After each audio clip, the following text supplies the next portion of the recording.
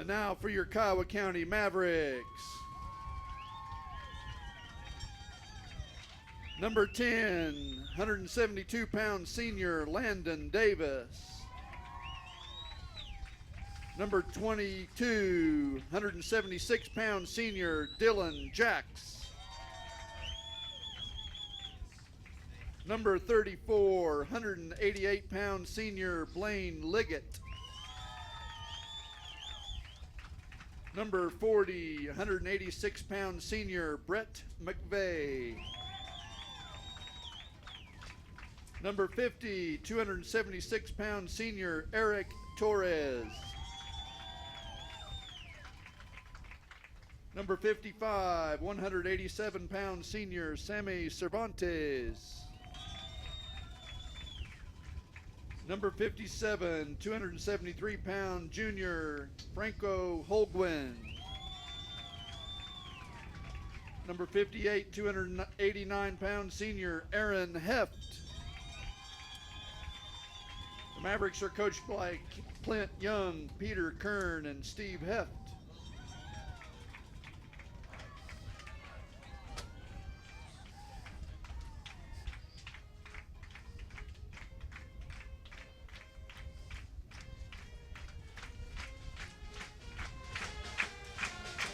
And welcome to a breezy Greensburg, Kansas, as we get set to kick off the inaugural game of the 2014 football season.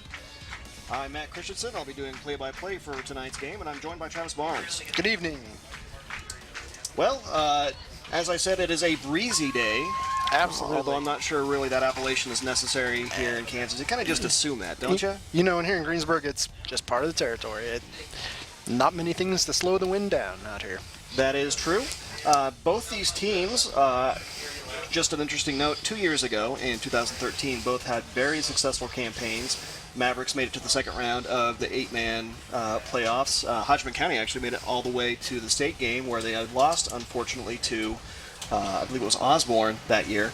But again, two programs with recent histories of success, so we're hoping for a good game between two teams here this night. And both teams, Matt, have a really good, solid core of starters that are returning.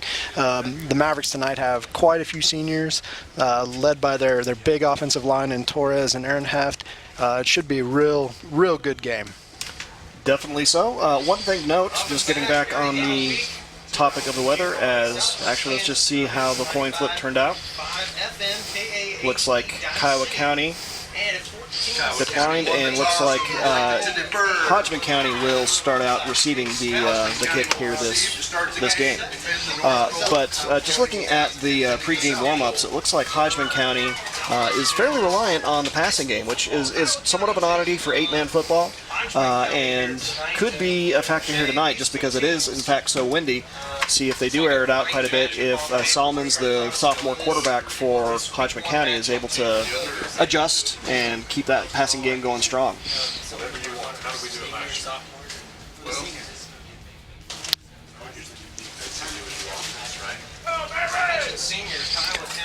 One thing of note, to bookend that, the Mavericks historically haven't been a very strong passing team, and as I mentioned earlier, the offensive line that they're going to be putting out there should precipitate more running than passing. Although, again, just to jump off that somewhat, they do on occasion have been known to air it out, and at least last season, the two favorite targets, receiver-wise, were actually those two offensive linemen you mentioned. Torres and Heft came down with the majority of the receptions for the Kiowa County Mavericks last year. And watch out when they get the ball, because they're running downhill. And that is handled by number 25, Wyatt Nuss.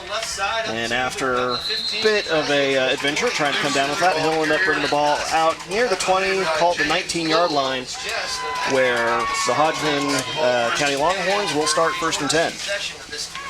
How exciting is this? The first game of the season. As exciting as I would expect it to be. Maybe more. It's tough to say because, haven't seen many flashy plays yet, but we may start here pretty soon. Solomons behind center, and we'll see what the play call is to kick off their first offensive series. They'll hand off, and that is Nuss. He'll gain about 5 on that carry. Yeah, his blockers opened up just a slight crease, and he ran around the outside. Got a good pickup on first down. Yeah, called a 4-yard gain on first down. It'll be 2nd and 6.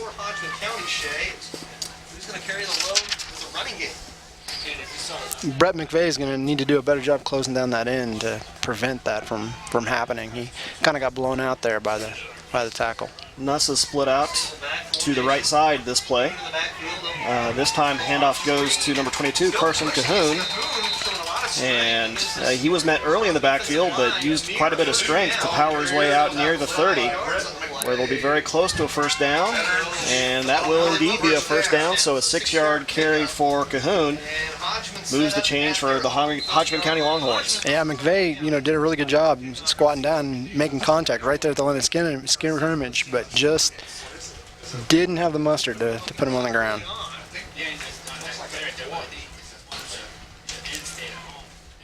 So 1st and 10 for the Longhorns from their own 30. Handoff to the left side this time, and this time Nuss, he is tripped up into the backfield. That looks like number 34, Blaine Liggett, making the tackle. Yeah, 58 actually, Aaron Heft, he submarined in through the line and stopped him at the, about a yard back. They gave him the benefit of the doubt, though. Forward progress back to the original line of scrimmage, so 2nd and 10. Quite a bit more in this game because of the nice advantage of the line of scrimmage. But Hodgeman coming out running. We'll see if we'll see Salmon's And Salmon's going to keep this, and he's not going to have much room. That was an amazing play by Torres. He had 3 blockers on him and managed to keep his momentum going forward and made the tackle. Big stop by Torres. bring up 3rd and 9. And again, Kiowa County does have good size on that line. Toro's weighing in at 276 and Heft weighing in at 289 on the official scoreboard. So 3rd and 9, see if the Mavericks can get a stop here and end this first possession without any points for the Longhorns. And we'll see Solomon's a little deception play there. They lined up looking like a passing down, but Solomon's just snuck it up the middle without much room. And that D-line just held ground, and that was a big stop for the Mavericks. Really big stop. So good first defensive series for the Mavericks. Give up for 1 first down, but not much else. Dylan Jacks, the Mavericks. So they will receive the punt here. Looks like it's Dylan Jacks back to receive the punt. And he's going to let it drop. It's going to take a Longhorn bounce inside the 15 down to the 13, where the Mavericks will have 1st and 10. Excellent defensive start for the Mavericks. It's a good way to start the season off. Flexing the strength of their defensive line with their big guys up front. Really, outside that first set of downs, Hodgeman couldn't get really anything going on the ground. And really, it was just that one running play where Cahoon was able to just power his way for about 6 yards. Other than that, no one play more than 4 yards. So as Dylan Jacks hands it off to number 34, Blaine Liggett. He'll take it down the right side, past the 15. Called a gain of about 4 on that for Liggett. Bring up 2nd and 6. Again, good first down play. And Liggett will sub out of the game, and Henry Cuevas will come in. 2nd and 6. This will be interesting too. Banman was kind of the leading rusher next to Jacks, the QB for Kiowa County last year. Jack's going to keep it around the left side, and he finds a crease, and he's able to power his way forward, out past the 30 for a Maverick first down. Really, really big play. I had Aaron Huff pulling from the weak side. And also impressive for Jacks, just yards after contact, just kept those legs moving and got an extra 5 or 6 yards at least after the defender wrapped him up. So 1st and 10 for the Mavericks, their own 31. And Jack's going to keep it around the right side this time. And not with much room there, but he's able to get a few yards. Cahoon on the tackle for the Longhorns. We'll say he went out of bounds at about the 34, so a gain of 3 to bring up 2nd and 7. Bring up 2nd and 7. And one thing to note about the Mavericks, this has been kind of their offensive scheme for several years here. They do a lot of pulling of the guards. Not as much motion as they're used to in past years. And it looks like there's a fumble there on the handoff, but Jack's able to recover it. So no turnover, but it's going to be a loss of about 5 to bring up 3rd and 12. Yeah, Hodgeman really sent quite a few players up there. They really anticipating the Mavericks play calling. Defenders in the backfield right about the time they were trying to hand off the ball, which is never good. So 3rd and 12. Jack's going to drop back to pass, and he has Landon Davis around the left side. He's got a 1st down and more, and he'll be wrestled out of bounds around the 25-yard line. That is big time play. Blaine Liggett really had a key block coming back in, blocking on the defender that really sprung Landon for about another 10 yards on that play. Good job, Blaine. That's Taylor James, number 13, saving the touchdown for the Longhorns. So big 3rd down conversion for the Mavericks, and they'll enjoy a 1st and 10 from the Longhorn 25 as they have this drive keeping going. And really, Jack's had quite a good amount of time to sit back and throw. And it looks like he's going to look to pass again. He's going to scramble. Trying to stiff arm the defender, falling forward, picks up, And ends up picking up a couple, so no sack on that play. bring up 2nd and 7. Big shoe on the tackle. As good coverage by the Longhorns kept any pass from happening, but Jack's able to make a couple yards out of it. 2nd and 8, Mavericks. Really good job, being aware of the pressure coming around from the defensive end. They did a really outstanding job making positive yardage out of a potentially negative situation. So 2nd and 8 now for the Mavericks. And that is a great penetration by number 22, Cahoon, as Cuevas is met immediately after he gets the handoff. With the tackle for the Longhorns. And that's going to end up being a loss of nearly 12. 13's getting his first action. 3rd and 18. So it'll be 3rd and 18 for the Mavericks. This one will be a little tougher to convert than that 3rd and 8, I think. They spread out again. And Jack's rolling out to his right, throwing it back across his body, and just kind of a big collision by a few players back there. Hodgeman player is a little slow to get up. Hopefully he's okay. Yeah, that was quite the collision. There was 4 guys Yeah, and he's in some definite pain. Yeah, that's number 13, Taylor James. You have 2 of the Mavericks wide receivers collide with each other. Want to go to break? One, Longhorn was stuck in the middle and got collided between them. And it looks like Taylor James slow to get up. It was a dangerous pass by Dylan Jacks. He really just kind of threw it up there for grabs. And A very difficult throw because he threw across his body, kind of fading back away. And really, it was just an unfortunate circumstance that you had 2 Kiowa County players and 2 Hodgeman County players just all converging at the ball at the same time. And, right. there was a collision there, and unfortunately for James, looks like he got the bad end of that, but he is being helped to his feet now, so hopefully just got the wind knocked out of him. Yeah, it looks like Good job, young man. good to see that he's walking off the field unassisted. Yeah, hopefully we'll see him again on the field before too long.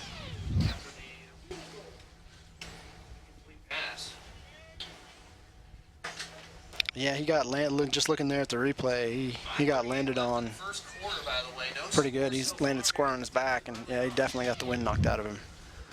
So Mavericks facing 4th and 18 here from the Longhorn 33. It'd be interesting to see what the play call is. It's a really tough conversion, but they're also deep enough into Longhorn territory that you don't know how much you're going to gain by a punt. So we'll see what the play call is. As Jax is going to keep it, run it up the middle, and he is tripped up after a gain of about 5, far short of a 1st down. So Mavericks will turn it over on downs, and the Longhorns will take over 1st and 10 from their own 27.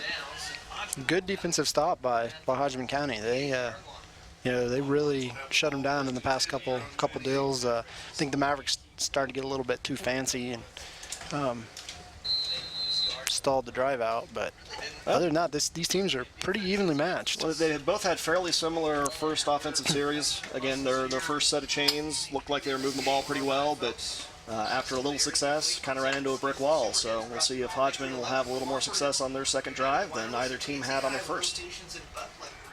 Flag on the play. And Solomons is going to keep it running around to his left, and he has got close to a first down, but we'll see what that flag is. I'm thinking this may be coming back. There is a flag on the play. Salmons, big carry there. And officials indicating on Hodgeman County. Second first down of the ball game. Yeah, you saw that pocket got really collapsed in. He's waving the flag away. Flag off, so that 10-yard run by Solomons will stand. And that will be a first down for the Longhorns. Well, they'll have the fresh change starting at near midfield at the 38.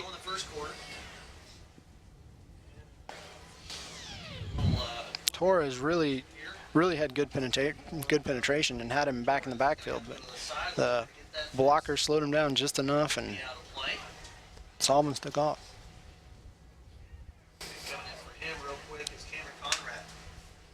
So 1st and 10 for Hodgeman County.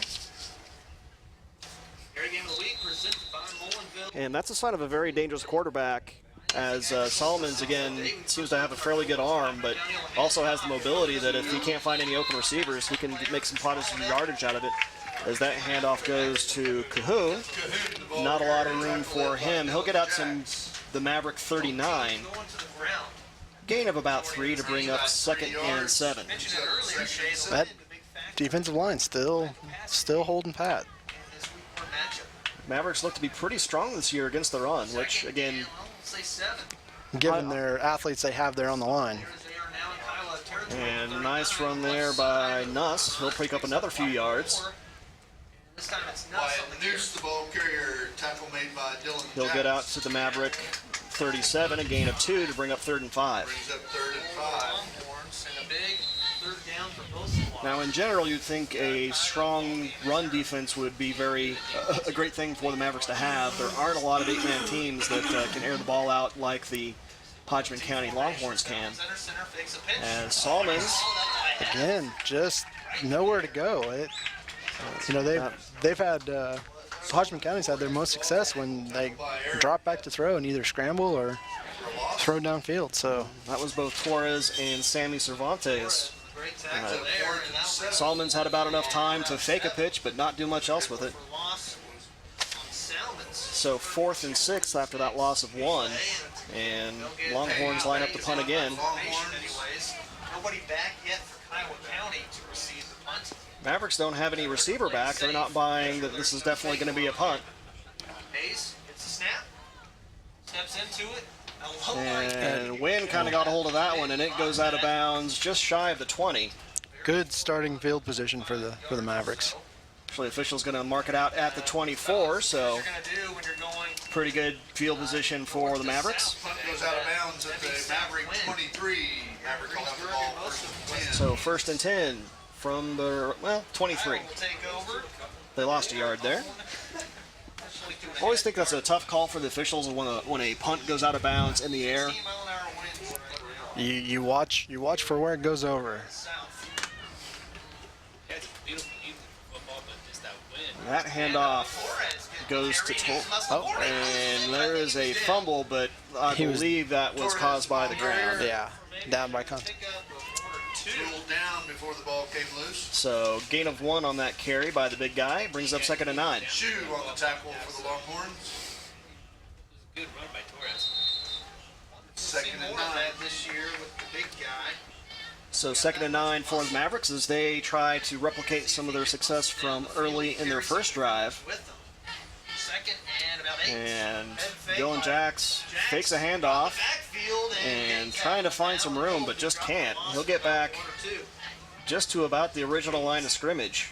Dylan Jacks, the ball carrier, tackle led by Hayes. Call it a gain of 1 to bring up 3rd and 8. On the defensive end, anyways, the defensive line third and 8 for the Mavericks. So after a little shakiness first part of this game, Hodgeman County's defense looking very strong these last several plays. This is most definitely a defensive battle. Just waiting for some kind of The first team that finds the chink in the armor is on the board. We got zeros with 2:22 left here in the first quarter. Kyle with the ball, 3rd and about 8. That handoff goes to Torres, and he'll be tripped up as he gets across the 30. So nicer run there for the Mavericks, still short of a first down. Not enough for the first down. So it'll be 4th and 3 for the Mavericks. 31-yard line. And being inside their own territory, see if they'll punt it here. We're hearing a lot of chatter between the camera guys.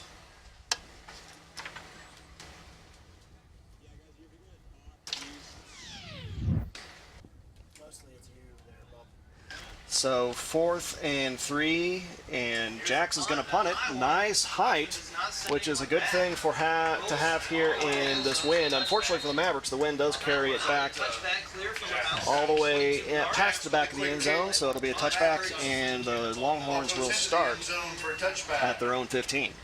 Yeah, the wind really assisted that punt. That was I'm not sure if that was by design by Jax, but that's exactly what he probably wanted to do, is just get that up Pin in him the air back, as yeah. high as he could and let the wind take care of the rest. yeah. Still, pretty good special teams play for the Mavericks there, as that buys them quite a few yards. It'll be a long field ahead of the Longhorns for their 3rd offensive possession. And Solomon's alone in the backfield in the shotgun. He's going to drop back to pass, and he's got number 13, I believe. Yes, 13. that is Taylor James. So good to see him back in the making game. a difference. Yeah. Looks very much none the worse for the wear. See good strength on that arm by Solomons. Really nice route too. He was in really good position to make that catch. 8 yards on that passing play, brings up 2nd and 2. Shotgun again. Salmon's looking to Solomon's throw. going to his right, and a little screen pass there as Cahoon Close to the first down. I think that he'll have carries it out. Be more than enough for a first down, a game in about 4. Pass complete to Cahoon. They'll mark him out of bounds at the 26. So first down Longhorns. Davis and McVeigh. They're really starting to get the passing game established. Some really quick short field passes that First couple possessions, they really didn't pass too much, and we're having difficulty getting any running game going against this great defensive line of the Mavericks. But again, with a great quarterback there like Solomons, nice to have multiple weapons. If one thing's not working, change it up. And here's a screen pass to the left side. And nice run there by Cahoon after the catch. He'll end up gaining about 6 on that passing play to bring up 2nd and 4. Pass complete to Cahoon. Tackle led by Blaine Liggett. And that's really just kind of almost a running play. Just it gives them the opportunity to get it outside before you even have to worry about the offensive line or defensive line of the Mavericks. And so far, those style of passing plays do working very well for the Longhorns, as that will be the final play of the first quarter. We sit scoreless, but Hodgeman County has a bit of a drive going, and we'll see how it finishes up. Hope you join us after this break. You're watching Maverick Sports on the Kiowa County Media Center. All right, let's do a minute.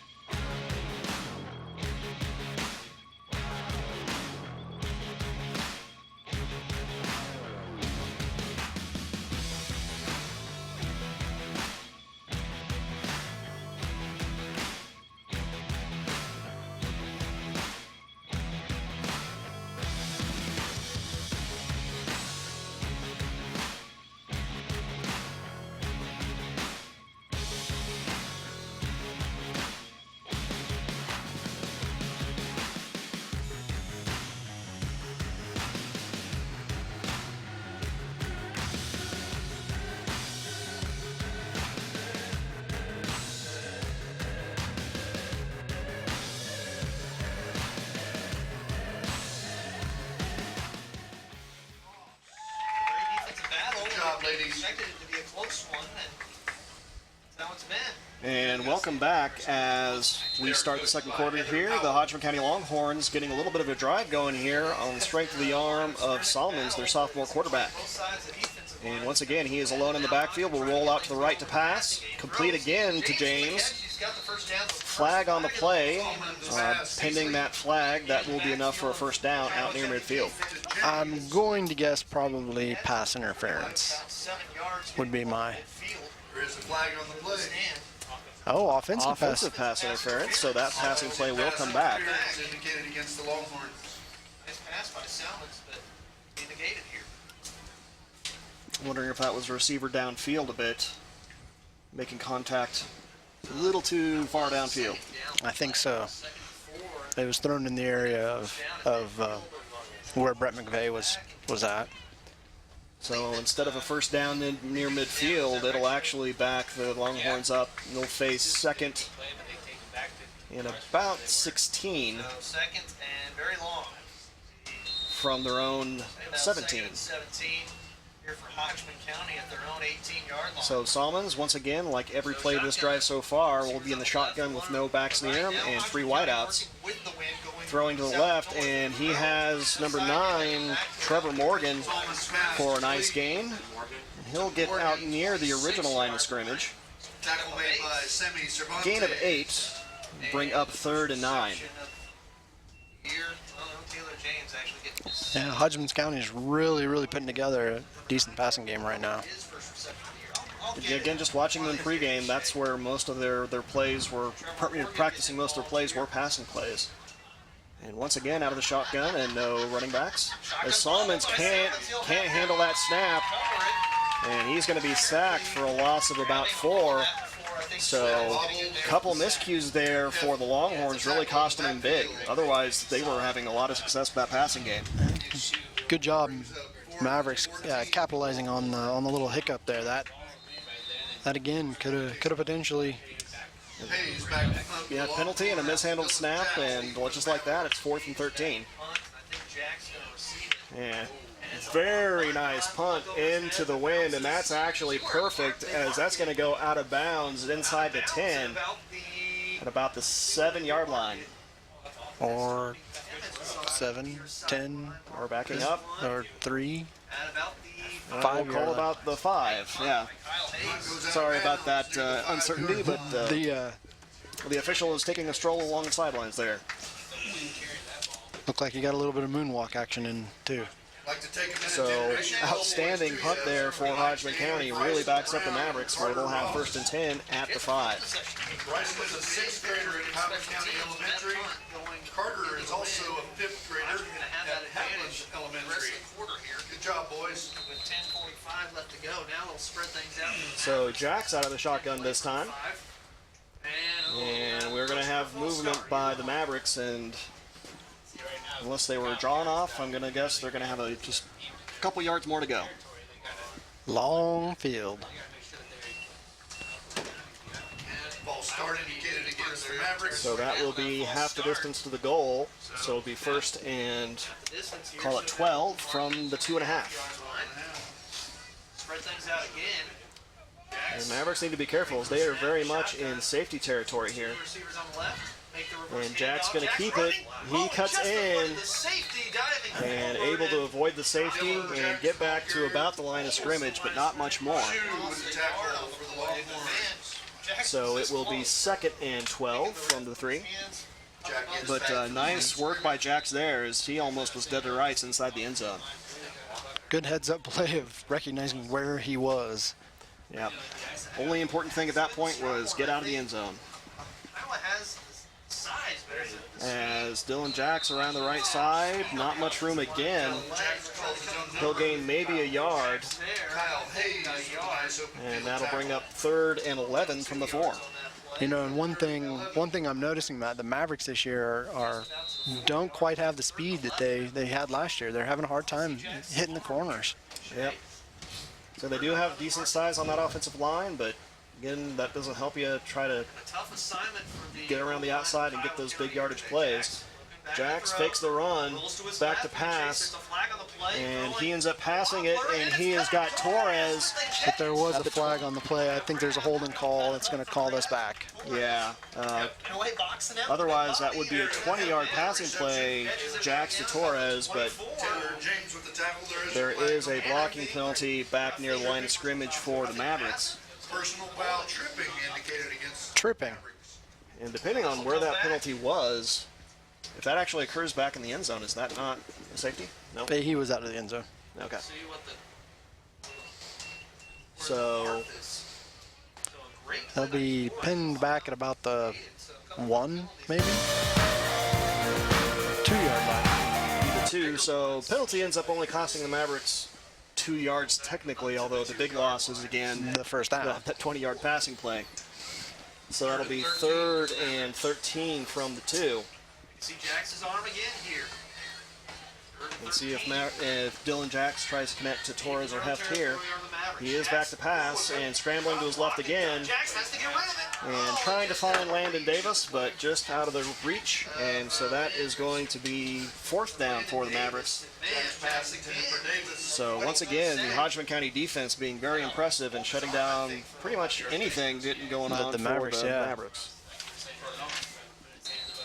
So 4th and 13, have to believe the Mavericks will be punting here. Still no score. 9:20 to go in the first half. And punting into the wind, Do a little rugby-style punt, Jax. as that will kind of slice and come to rest out at about the 30-yard line of the Mavericks. So, Rolls dead. Good field position for the Hodgeman County Longhorns. but by the same token, still not a bad outcome for the Mavericks given where that play started. Right. Very dangerous situation, punting from inside your own 2. They'll take that 30 yards and see if they can entrust their defense to shut down the Longhorns yet again. Now a great field position for Hodgeman County. Probably the best field position of the day for either team in this scoreless game. So 9-12 again, last series the Longhorns had a lot of good passing plays going, but a couple miscues, a penalty and a muff snap, really forced them into a punting situation. They're back to the run here, as Nuss has some room around the right side, and he is going to get all the way into the end zone. So first real successful running play for the Longhorns is extremely successful and gets them on the board first. Yeah, they did a really good job sealing down the defensive end, and nothing but daylight. He turned on the Jets and into the end zone. Good field position, and really with the move that So Nuss 30-yard made there, touchdown run for Nuss. And Longhorns will try to tack on 2 here with the extra point attempt. No one in front of them. 31-yard touchdown run for Nuss makes it 6-0 for Hodgman. Here's a 2-point conversion, single back formation. And I think a false start And here. looks like a false start's going to be called there against the Longhorns, so they'll have 8 yards to go for their extra 2 points. Again, leads the Longhorns. Back it up, Retry that point after. make it tough. And Jay, you know, who's anyone, being a former Upland Red Ace, how important these 2-point conversions can be, especially in tight games like this. Very big team plays. See what Hodgman comes up with here. So they'll try again from the 8-yard line. Conversion here early. Spread it out. And again, that touchdown run Trips on the right, by sounds Nuss. shotgun by himself. Again, I think, Back if anything, to his right. both these teams are fairly well Throws with his right hand to the ground. matched as far as size and strength as that passing play falls incomplete, and they'll get on the extra point attempt. But we'll take a quick break here with the Mavericks trailing 6-0 and try to get those points back. You're watching Maverick Sports on the Kiowa County Media Center.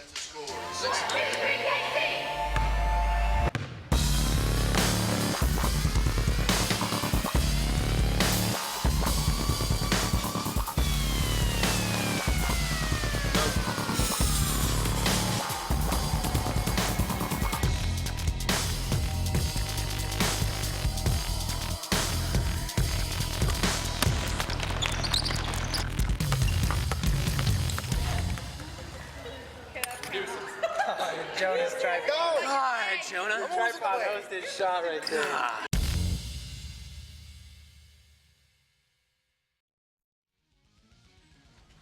And welcome back as we just come off a touchdown drive, a one-play touchdown drive for the Hodgeman County Longhorns had good field position after a good defensive stand, and a 30-yard run by Wyatt Nuss, number 25, gets them on the board, up 6-0.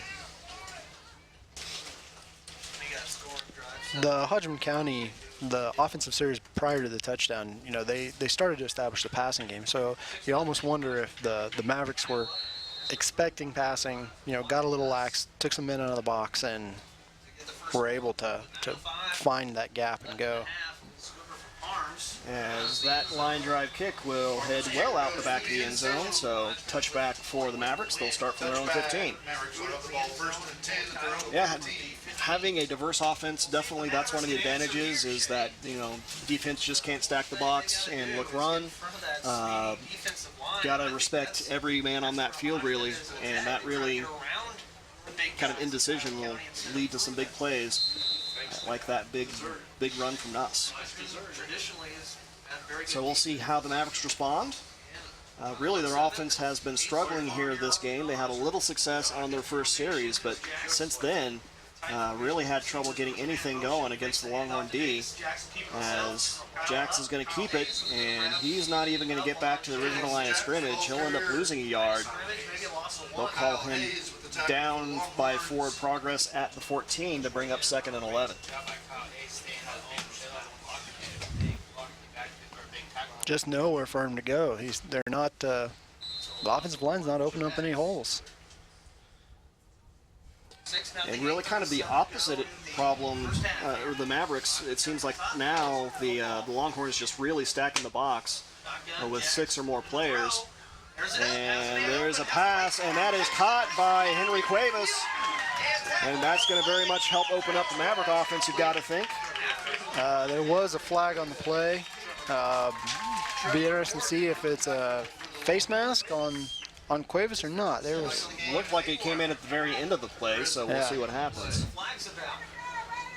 As Jax is able to find Cuevas there, and he's wrestled out of bounds. That was an offensive face mask. So I would think, depending on if they're calling that a 15 or 5 yard, it didn't look like it was intentional. If it's a 5 yard, unsportsmanlike. Wow, it tackled him out of bounds. That was actually called against Hodgeman County. So what was an outstanding play already for the Mavericks will get them deeper into Longhorn territory with that 15-yard penalty. And really, Cuevas did an excellent job beating his man downfield and, into the wind. Jax found some air into the ball and dropped it into him. Good hands by Henry. Well in front of his defender. Jax underthrew it a little bit. So nice play for the Mavericks. Again, hopefully a few successful passing plays like that will open up the running game, which they rely more on. But end of the day, that ends up being a huge play for the Mavericks, and they'll have 1st and 10 from the 26-yard line of the Longhorns, the deepest they've been into Longhorn territory. And handoff goes to Cuevas. He'll cut in. He'll find some room, and he'll find his way inside the 20 down to about the 16. I tell you what, Cuevas is starting to impress. A couple big plays back-to-back there. One as a receiver, one as a running back.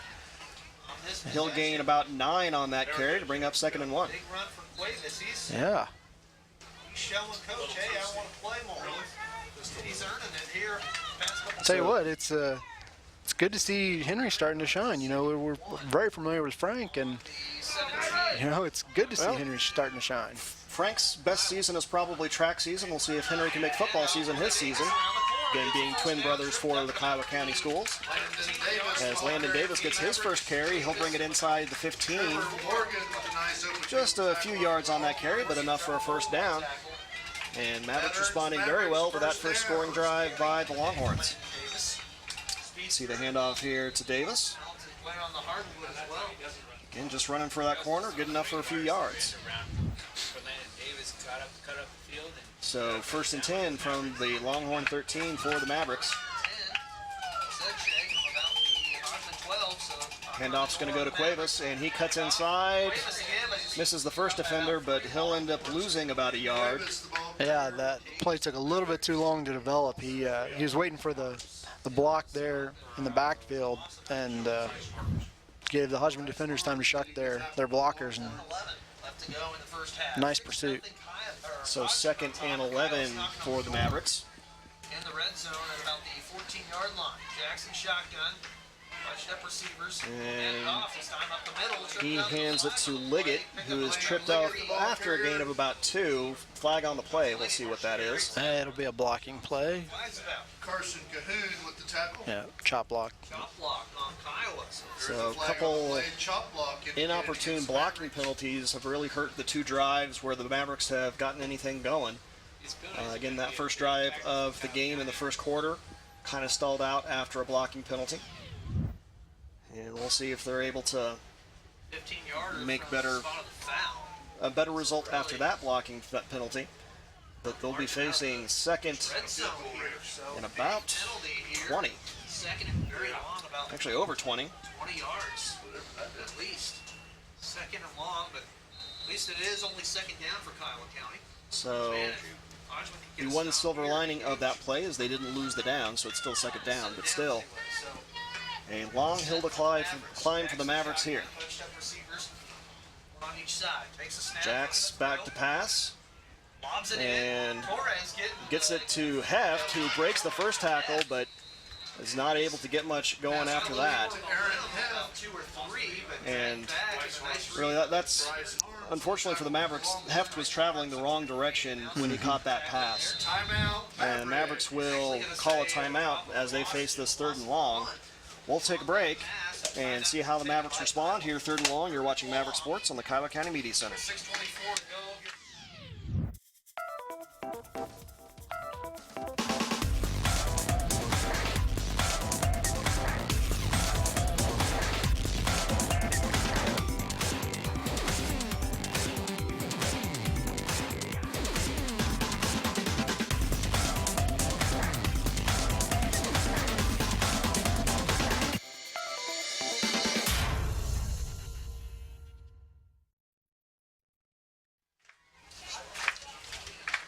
And welcome back. The Mavericks face 3rd and long, called about 3rd and 28 from the 29-yard line of the Hodgeman County Longhorns. Jax was able to find his receiver there, but you mentioned kind of earlier in the game, and that when Heft and or Torres catch the ball, you very much are relying on their downhill running ability. And when they catch the ball heading back towards the quarterback or back the wrong way, their momentum's headed in the wrong direction. Takes a little while to switch momentum, and the Longhorn defenders are able to push him back for really no gain on that play. Matter of force vectors, would that be? True, additive force vectors. Not going in the direction in favor of the Mavericks. And handoff to Cuevas, and actually he's going to drop back to pass. He's got Landon Davis, and that pass is complete. Nice play for the Mavericks. Still going to be shy of the 1st down, but still puts him in a good position to go for it on 4th down and not potentially risk too much. Yeah, it ends up being about a 21-yard completion. Actually, 22-yard completion, Cuevas to Davis, which is a common combination to be calling basketball season, but that's the first time I think I've called it in football season. Still successful here for the Mavericks, but still they're going to face 4th and 8 from about the 10-yard line. So we'll see what they're able to do here. Jack's back to pass, and he has Torres in the end zone. Touchdown Mavericks, and a great response to the scoring drive of the Longhorns. I'll tell you what, that drive, the Mavericks really showed some gut and grit there, putting it together. Coach trying some new things, getting some new players involved, and big touchdown. And really, biggest plays of that drive were passing plays. Absolutely, into the wind. Yeah, so really you got to think that's going to open up possibilities for the Mavericks as this game goes on. And Jack's trying to fight his way towards the end zone for the extra point, but he's going to come up a yard short. So we'll take another look at that touchdown pass to Torres as we head to break. You're watching Maverick Sports on the Kiowa County Media Center. Stopping short of the end zone.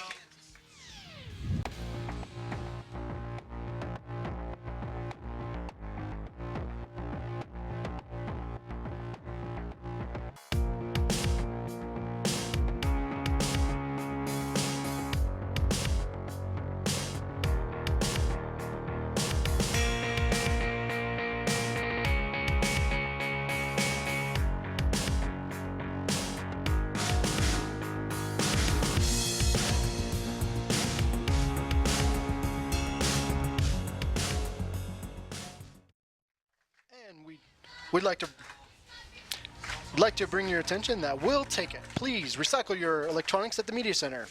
Not sure what to do with your old ones? Bring them into the Media Center and we'll help recycle them for you.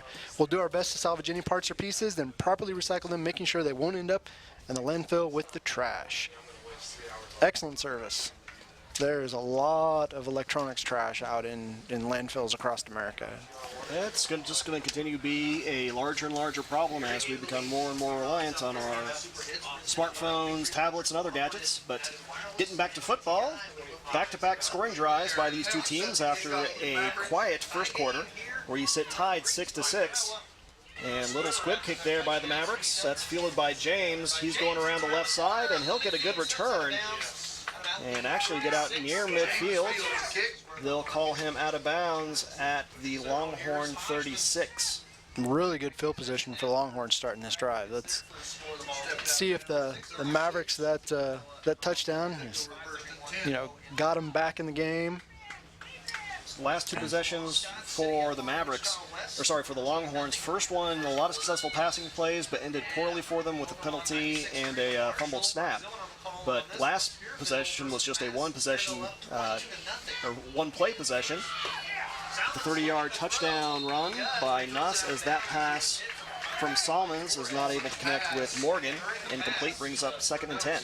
Yeah, Nuss had really, really strong pressure against him. He was being hit as he threw it, and I think it pushed that ball a little further to the west than he anticipated. I have to say, this is about the most pass-heavy 8-man football game I've called in a long time on both sides of the ball. Yeah, absolutely. It's a lot slower pace, I would almost say. Well, that comes with a lot of passes as incompletes stop the clock as Salmon's back to pass again and threw it a little too soon as he was looking for Nick Shue. Shue wasn't looking for it and hit him in the back. A little screen pass didn't quite develop as quickly. The Mavericks got in the backfield a little bit faster for the Longhorns, and he had to get rid of the ball quick, so hit his receiver in the back. So good pressure on the quarterback has turned this into a good defensive series for the Mavericks, forcing a 3rd and 10. Big third down play here for the Mavericks. Big litmus test. And Salmon's under center.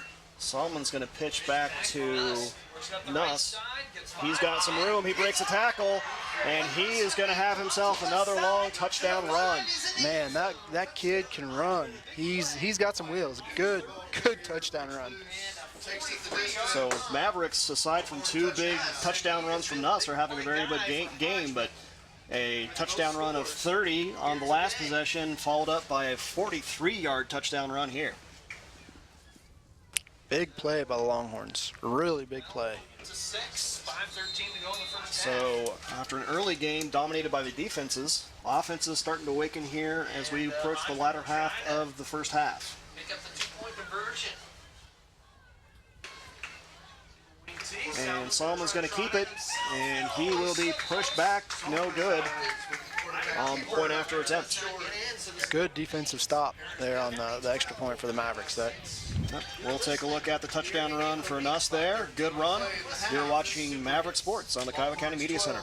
Maverick 6. Every day, area producers rely on the employees and services at Tyree Ag. We understand that the timing of agricultural inputs is essential, and that's why we strive to provide timely and efficient services and proven reliable products you can count on. Tyree Ag offers quality aerial and ground application, precision ag services, fertilizer, seed, and a broad selection of crop protection and biostimulant products. Contact us today or visit us online. Tyree Ag, to make your job easier. What my daughter needs is candy. Hodgeman County now leading Kiowa after a 43-yard run by Wyatt Nuss. 12-6, 5:13 to go here in the second quarter. And just to remind you, you can tweet at us. Shout out to your Maverick team. See it on the broadcast. Hashtag KCMC Sports. Numbers on the board. And we'll be happy to read that tweet on the air. So please do that. We really enjoy that aspect of the show. We're still in the first half. Let's not get too desperate here. Well, last year we only got one tweet, and it was at like the very, very last second of the last game. So I imagine nobody saw it. Here we go. And Jack's going to let that go back out the end zone. So another touchback for the Longhorn special teams. Mavericks have a lot of time here this half to even up the score, maybe even pull ahead. Yeah, well, they were able to answer the big play last drive. We'll see if they're able to answer here again. Comes back on the next possession and gets And really, in my mind, the most impressive thing about the Maverick drive is it was a true drive. It wasn't just a big play here or there. There were a couple big plays, but it was a series of just successes for the Mavericks, and we'll see if they can build off them and have another good drive here. Jack's back to pass again. He'll step forward, but he's going to be dropped for a sack. Loss of 5, back to about the 10. Just not enough blocking there. He's looks like he originally was looking to roll out to his right a little bit there, but very quickly the pocket collapses and he's able to, or not able to get out of it, and be a loss of 5 on the sack. 2nd and 15 coming up for the Mavericks. 2nd and 15 from the 10. Kiowa County 10. Jack's out of the shotgun, no running backs behind him. Man in motion is Davis. And as handoff goes to Davis, but he is met immediately, and that's going to be another large loss for the Mavericks. Called another loss of, called a loss of 4 there, back to about the 6. Bring up 3rd and 19. Another big passing situation here for the Mavericks. We'll see if they can get one of their guys behind the defender and convert this 3rd down. These last couple of plays, the Mavericks have split out receivers to the side,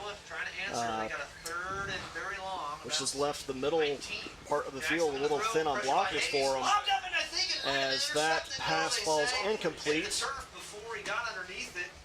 That is James on the defense, but he caught that on the bounce, no interception, but still brings up 4th and 19 for the Mavericks. But again, just really this series, great defensive push up the middle by Hodgeman, by Longhorns, both on that attempted pass on the first play and by the handoff to Davis. Defenders just there immediately, as quick kick there by Jax. Going to take a little bit of a Maverick bounce, and they'll end up downing that at about the 36-yard line. Still very good field position for the Longhorns. And they'll have an opportunity here with about 3.5 minutes to play to try and extend their lead. Mavericks really need to bear down here and wrap up on first contact. It'd be very good, just kind of moral boost as we head into the locker room. Just the other thing to keep in mind is they will start the second half with possession. So if they can keep it a 1-score game, definitely gives them a little momentum and a good place to start the second half. As Nuss takes the pitch, he's going to get a couple yards, but not much more. Looks like he just lost his footing there in the backfield as he was starting to make his cut forward. So that 2-yard carry by Nuss brings up 2nd and 8 for the Longhorns. Brings up 2nd and 8 for the Longhorns. We'll see just how often they go back to Nuss again. Their 2 scoring plays, both really on the shoulders of Nuss, with 2 long touchdown runs. And play action. Solomon's looking for, not sure if it was James or also back there was Kyle Hayes, but kind of overthrew both of them. Yeah, that wind really got behind the ball. So that incompletion will lead to 3rd and 8 for the Longhorns. A nice shot there. Wind turbine. Wind turbine in the background. Definitely earning its keep today. So 3rd and 8. No running backs for the Longhorns. And Solomon's going to end up scrambling, and he'll get out to about the 30. Won't quite get out of bounds. He'll end up gaining about 4 on that carry, but still about 5 yards short of a first down to bring up 4th and 5 with the Longhorns into Maverick territory. I'm going to think they'll probably be going here. Yeah, with 5 yards, they've been getting good yardage. So. 4th and 5 for the Longhorns. Although the thing to keep in mind is they've, in many cases, have been kind of all or nothing. They've had big plays, but they haven't had a lot of just, solid 6, 7, 8 yard gains either.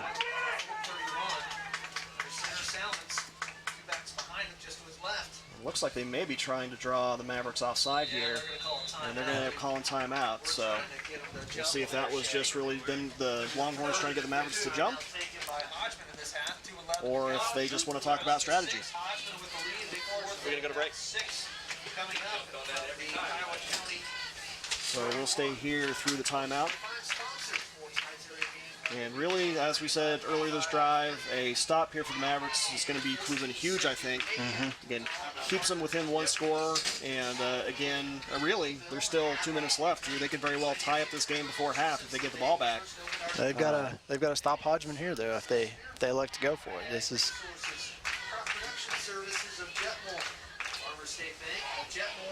With the way Hodgeman has been shutting down the Mavericks offensively, you'd hate to see the Mavericks go into the end zone 2 touchdowns down.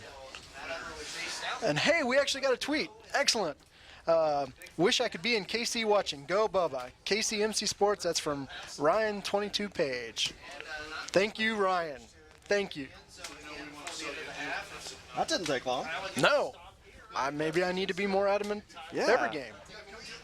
So, at least somebody's out there.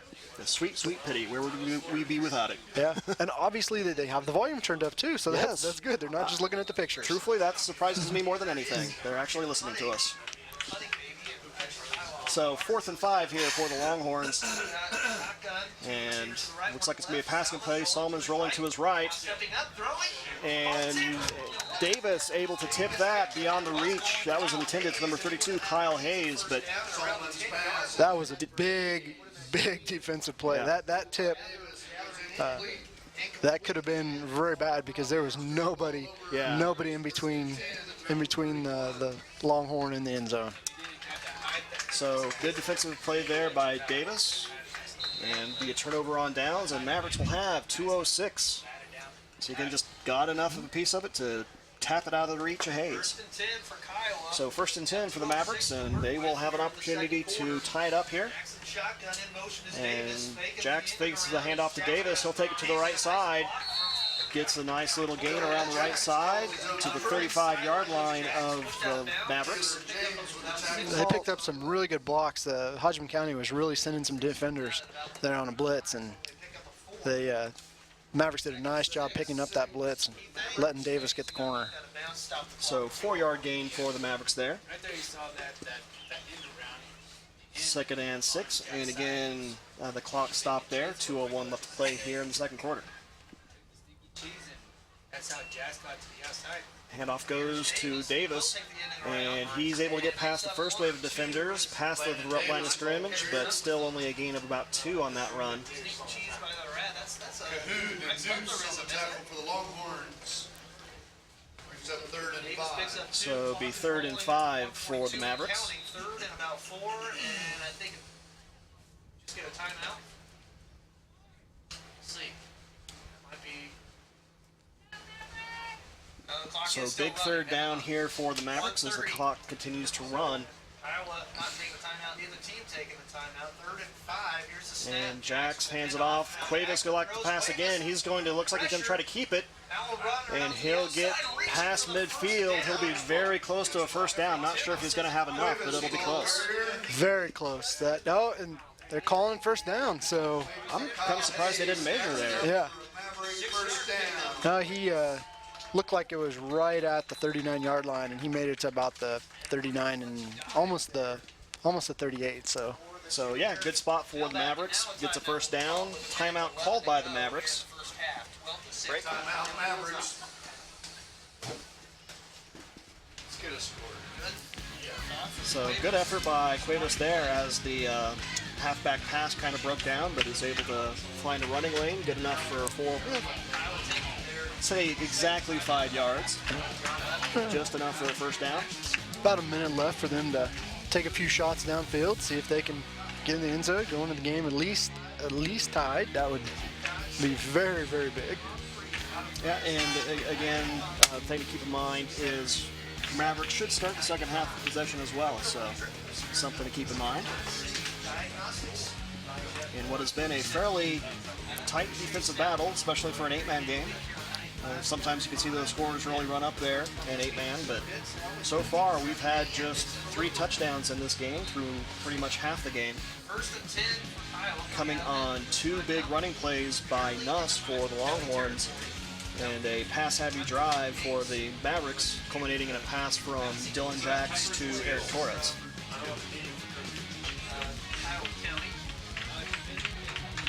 So 1st and 10 Mavericks, minute 11. Handoff's going to go to Liggett. There's a flag on the play as Liggett ends up picking up about 6, but we'll see what that flag does. I think it's probably another blocking play. Yep, chop block again. You know, those penalties, they're killer, man. Especially, you know, penalties like that caliber. Again, you take a 7-yard gain and all of a sudden it's actually going to be a 10-yard loss. Again, they won't lose a down, but in this stage of the game, near a minute left, it's the yardage that's going to kill you more than anything. It's a 15-yard. So that'll bring up first and 26.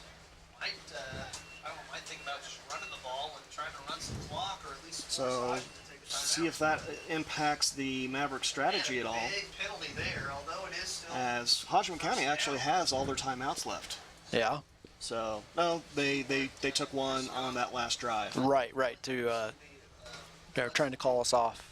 And but with the Mavericks backed up into their own territory now, see if Hodgeman County smells a little blood in the water and tries to get this ball back. 1st and 30.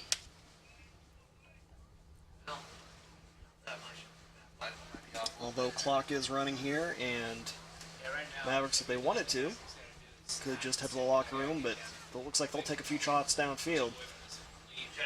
And Jax is going to end up being sacked. And it looks like Kyle Hayes coming up. And really impressive, the Hodgeman County looks like they called the timeout, as they may want this ball back, but they only rushed three defenders on that play, but still had, really, Jax had no time at all to let that play develop. About 4 on the sack. See what Kiowa elects to do here. One more timeout in Hodgeman County's pocket. But still go. And would like to remind everyone that if you'd like to help the Media Center and become part of our crew, we're always looking for camera operators, video technicians, graphic operators, and audio engineers. Become part of the crew.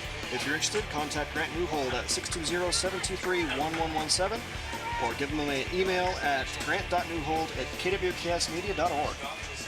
they're missing a line on this screen. I think I need to talk to Grant about that. There needs to be broadcasters or color analysts. Competent broadcasters. Yes, talent. We have broadcasters, just not very good ones. Yeah. Hi, folks. You're listening to 95.5 FM, KAHD. So 2nd and KSMN AM. call it about 25 Part of the Southwest Kansas for the Mavericks, Sports Network. as we're coming off timeout from Hodgeman County, who wants the ball back before half, Iowa has it with 43 as seconds. Jax really airs that out, and Landon Davis came down with it, but it looks like one of his feet was actually out of bounds, so sorry, Landon Davis. Looks like from up here, Shay. Nice pass play, but just Yeah, his toe just on the line. so that will end up being incomplete to bring up 3rd and 26. Let's take a look at it here. Would have been a big play, though. Not a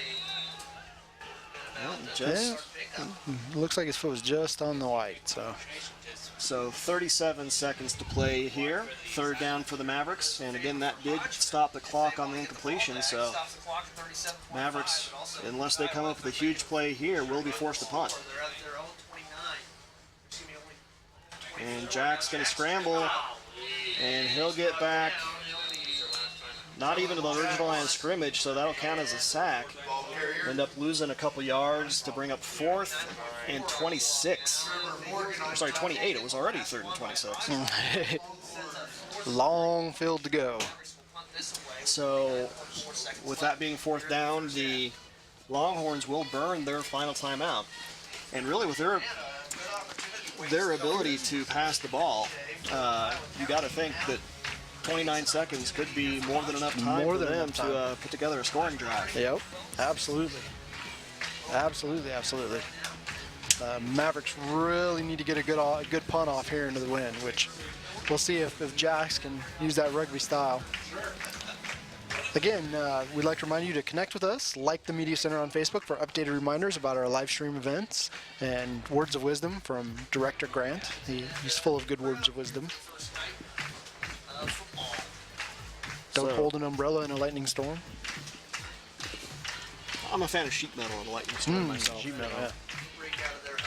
You know, it gives you a nice amplified reverb sound to hear. You can really hear the Good rain. thunder, Keeps yeah, it dry, yeah, the but roll. you just roll your own thunder. So Mavericks facing 4th and very long here, as once again a penalty has really hurt what started out as a promising drive. And their main focus here is just to hopefully head back to the locker room with only a 1 touchdown deficit, but that was partially blocked on the punt, and that's going to go out of bounds. Hodgeman County's only going to have 23 yards to go here with 24 seconds to play.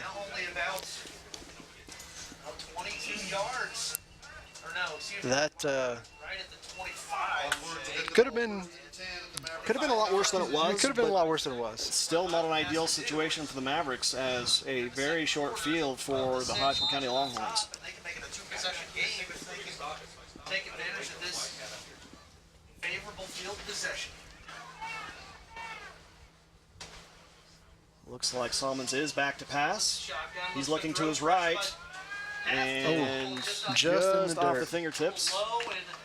He was looking for, looks like, Kyle Hayes on that pass. Salmon's pass intended for So, Kyle Hayes. still in the end, not the worst result for the Longhorns. Only took 5 ticks off the clock, so They still got plenty of time to get in the end zone. yep, still have time for another few shots. Second quarter, now into the first half here. 12-6. McVay defending on that Hodgeman play. did receive the kick, so Mavericks will start out the second half with the football. Looking to his left this time, and he has Touchdown. number 11, Bryce Farms. Oh, they gotta say he got in? No. Stopped at about the 1 yard line. Coach Houseman. So they're hurrying up because they got And just 14 seconds left on the clock. Blaine Liggett saving the touchdown there. Played by Cuevas. Big catch. And Solomons will spike it. 11 So they'll have just shy of 12 seconds to get their last yard and try to make it a 2-possession game here. Real test for the Mavericks. Where are your guts at, man? Where are your guts at? I was certain that was going to be a touchdown. And really, I'm looking at the replay. He rolled over the defender. I'm not sure he ever touched the ground. He rolled on Liggett, but I'm not sure he touched the ground before he got in the end zone. So Mavericks might have caught a break there. For now, For now.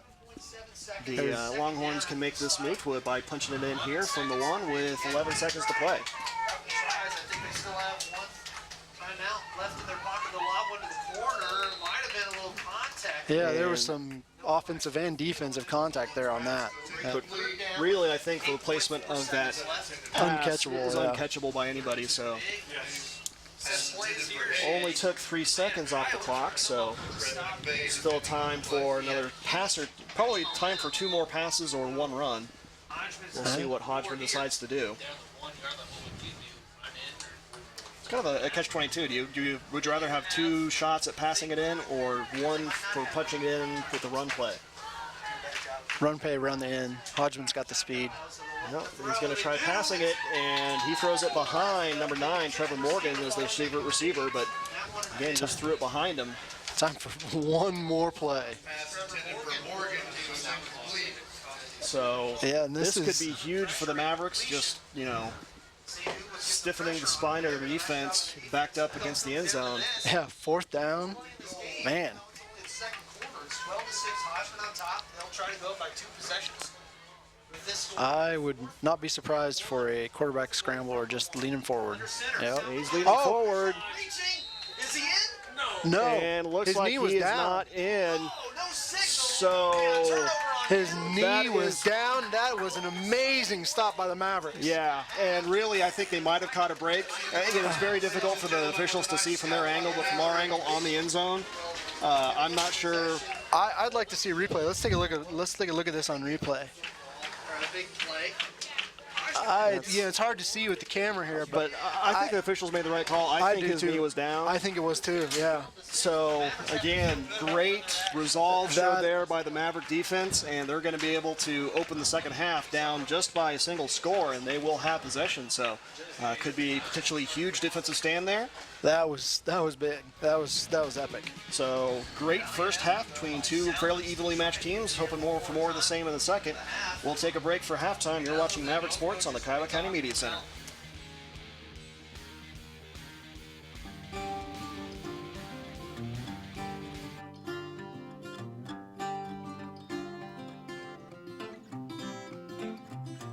BTI is a 4th generation John Deere dealership. We've been around since 1944. Our granddad, Ralph, started this business. One of the things that he was insistent on is a really good slogan that supported what the business stood for. And that slogan was, "We service what we sell."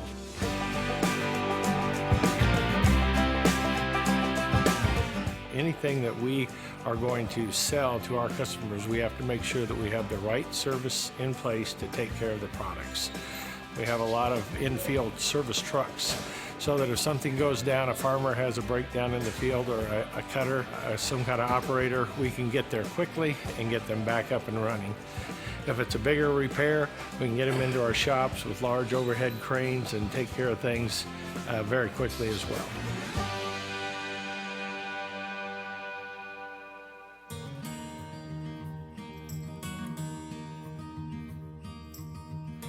Customer relations are extremely important to BTI. One of our other slogans that we've adopted over the last probably 20 years is "Our family in partnership with your family."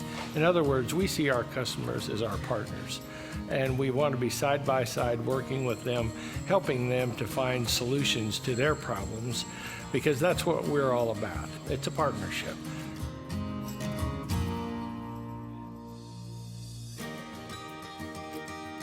Agriculture today is such a dynamic market. Prices are moving, the input costs are fluctuating, equipment costs, all of these things add up to where it's a lot of uncertainty for the farmers of today. We're here to help those farmers accomplish what strategies they want to accomplish for their success. That's really what I think an ag dealership today needs to do, is be on their best game all the time, so that we can help our farmers achieve what they need. And if they want to pass that down to their children and their children's children, they've got to have a good partner behind them. That's BTI.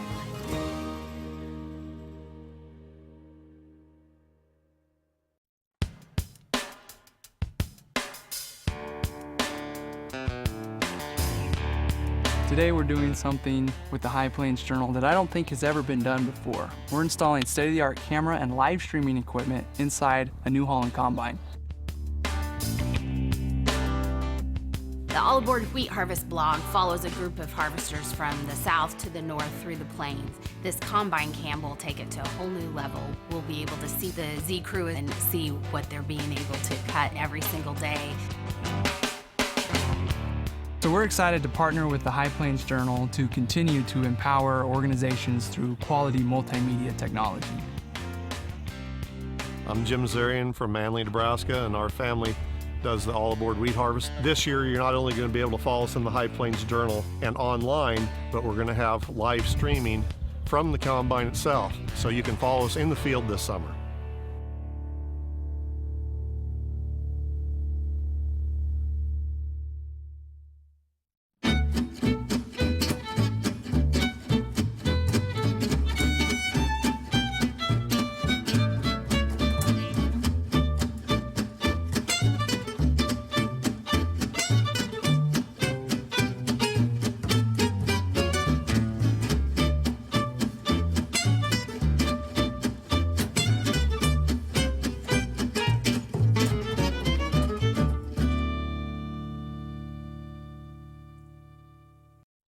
Digital applications classes at Kiowa County High School have gone through some exciting changes during the past few years. An innovative partnership between the school and the Kiowa County Media Center now allows students to create high-quality video productions using the latest technology available in the industry. Michelle McKinney, the school's computer and media instructor, and Grant Newhold, Kiowa County Media Center's creative director, teamed up to create a program like none other in the area.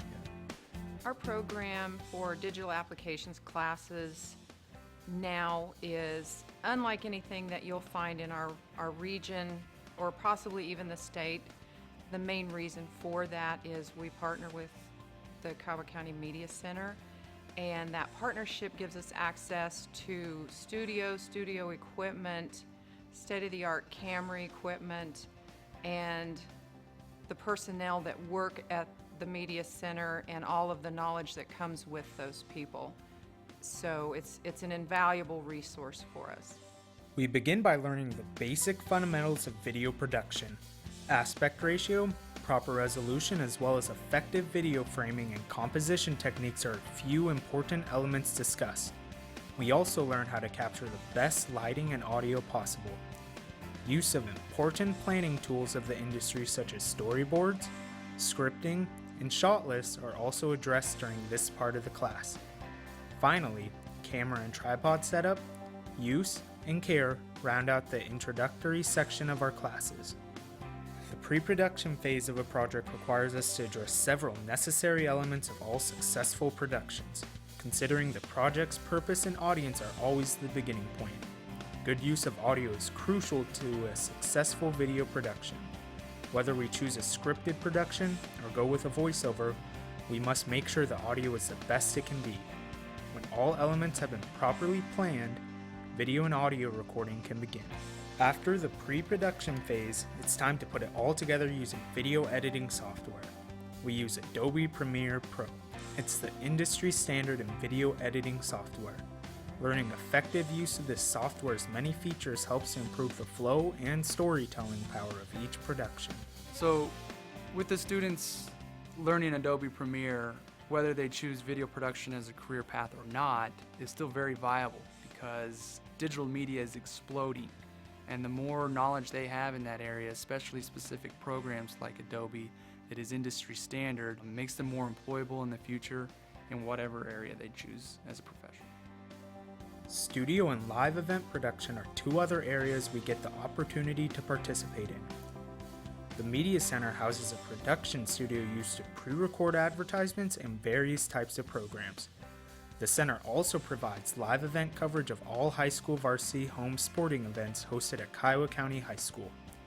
Our class learns how to set up and connect the equipment needed for the production of the events. Wiring, camera and mic placements, and creating graphics are just a part of what happens during setup.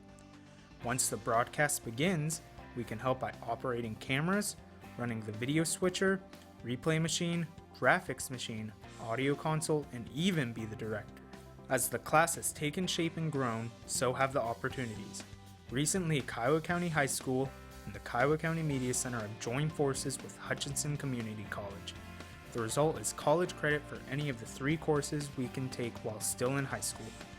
Digital applications courses and the added college credit really give us an edge in this digital age of technology and communication. Even if we don't pursue this career path, we have learned valuable skills we can use in many other ways. If we do plan to continue our education in the video production and broadcasting field, these classes can help jumpstart an awesome career.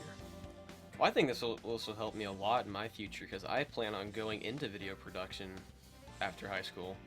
It's what I love to do, and this will help me get there. For more information, visit kwksmedia.org and follow the education link. From there, you can watch some of our productions and learn more about the exciting partnership between USD 422 and the Kiowa County Media Center. I got to catch my cue here. Take 3 from the top. Hi, Matt Dighton here, the guy responsible for creating duck salt. I would like to share with you briefly about what duck salt is and how it can be used. When living in my FEMA trailer after the Greensburg EF5 tornado, I needed a hobby. So in the evenings, I'd experiment with other brands of seasoning and spices. And a little bit more. Okay, and stop. Soon I was passing out small samples of what I ended up calling duck salt. Why name it duck salt, people ask. Well, directly after the Greensburg tornado, duct tape was very handy and used on many things. So why not call this new handy seasoning duck salt? It's a handy seasoning that adds flavor to all types of food, from grilling your favorite meats to adding duck salt to cottage cheese and even cantaloupe. It's also MSG free and low in sodium. Right here where I say, where do you buy duck salt? Yeah. Okay, all right, here we go. Where do you buy duck salt? Contact your local high school and see if they need a fundraiser for a special project, such as a sports team, band trip, or even the debate club. Fire departments and Relay for Life teams from across the central United States have sold duck salt to help with their needs and even fight cancer. For more information on how, go to facebook.com.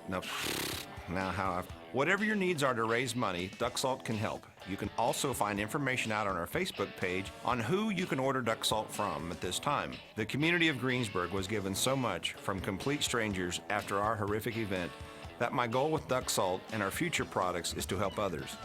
A simple gesture of what we call paying it forward.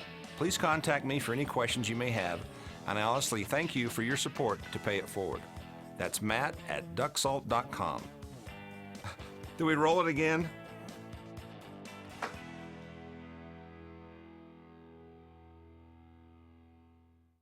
Ten simple ways to go down a not-so-simple road to help us to learn a better way to raise the food to fill the plates of America and the world. Change isn't easy. Others will need to make hard decisions and be ready for mistakes. They will question what they've done just as we have. You can share possible solutions, introduce them to others who have embraced conservation practices. Show them the benefits you have harvested from change. It will come back to you. The future depends on it. If you're anything like me, farming is in your blood. Farmers are more than growers or laborers. They are scientists, financiers, inventors, mechanics, engineers, and visionaries. They are stewards of tomorrow. If we care for the land, it will care for us. Soil health and sustainable practices that increase profitability can make the difference as we prepare for the future. It won't happen without us. And it's been my observation that if you do those things, if you take care of the land, the economics are going to work out. Now, that doesn't mean you just go into it blind and you just try. You run a budget, but if it's right for the land, it's probably going to be right for your pocketbook. And maximizing the use of that water, minimizing the loss of soil, and trying to improve the farm and leave it better for the next generation than it was when you found it. If you do all those things, the economics are probably going to work out. We have to take a few steps to have both sustainable, healthy soil and a prosperous living. 10 steps to change can make all the difference. The wise man was right. All great change in America begins at the dinner table. The land is our table, and we invite the world to feast at our bounty.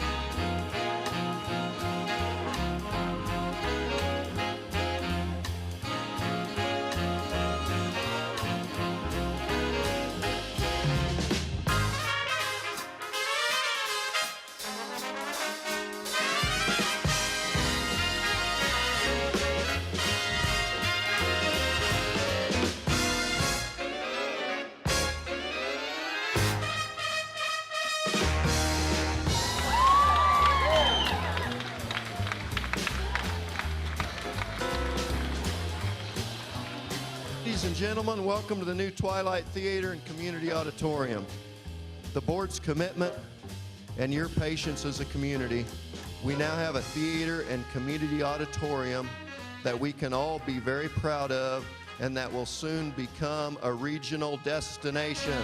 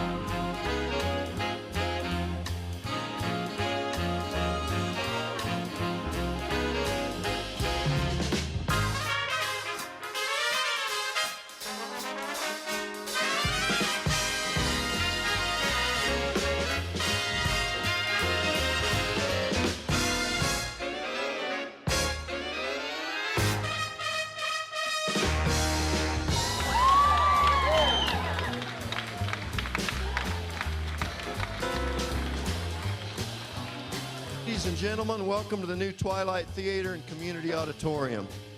The board's commitment and your patience as a community, we now have a theater and community auditorium that we can all be very proud of and that will soon become a regional destination.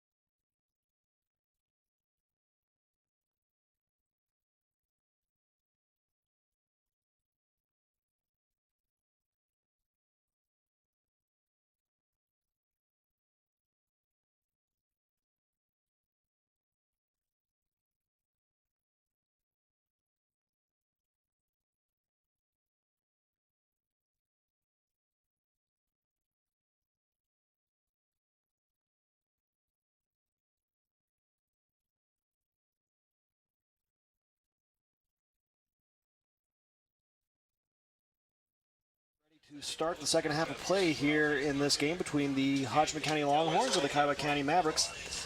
Mavericks ended the first half with just a little bit of momentum, I guess you'd call it. Big defensive stop. They had a very poor offensive series and gave Hodgeman County great field position. They were able to get the ball first and goal from the one inside of 20 seconds, but Mavericks D held firm. Yep. Denied them any points whatsoever, so they will begin this half receiving the football, only down by one score, so they'll have their shot to get right back in it. Otherwise, a first half that was very much dominated by both defenses. Spearville scores came on two big plays, both long runs scores by Hodgeman County. Sorry, Hodgeman County's scores both came on long runs by Wyatt Nuss.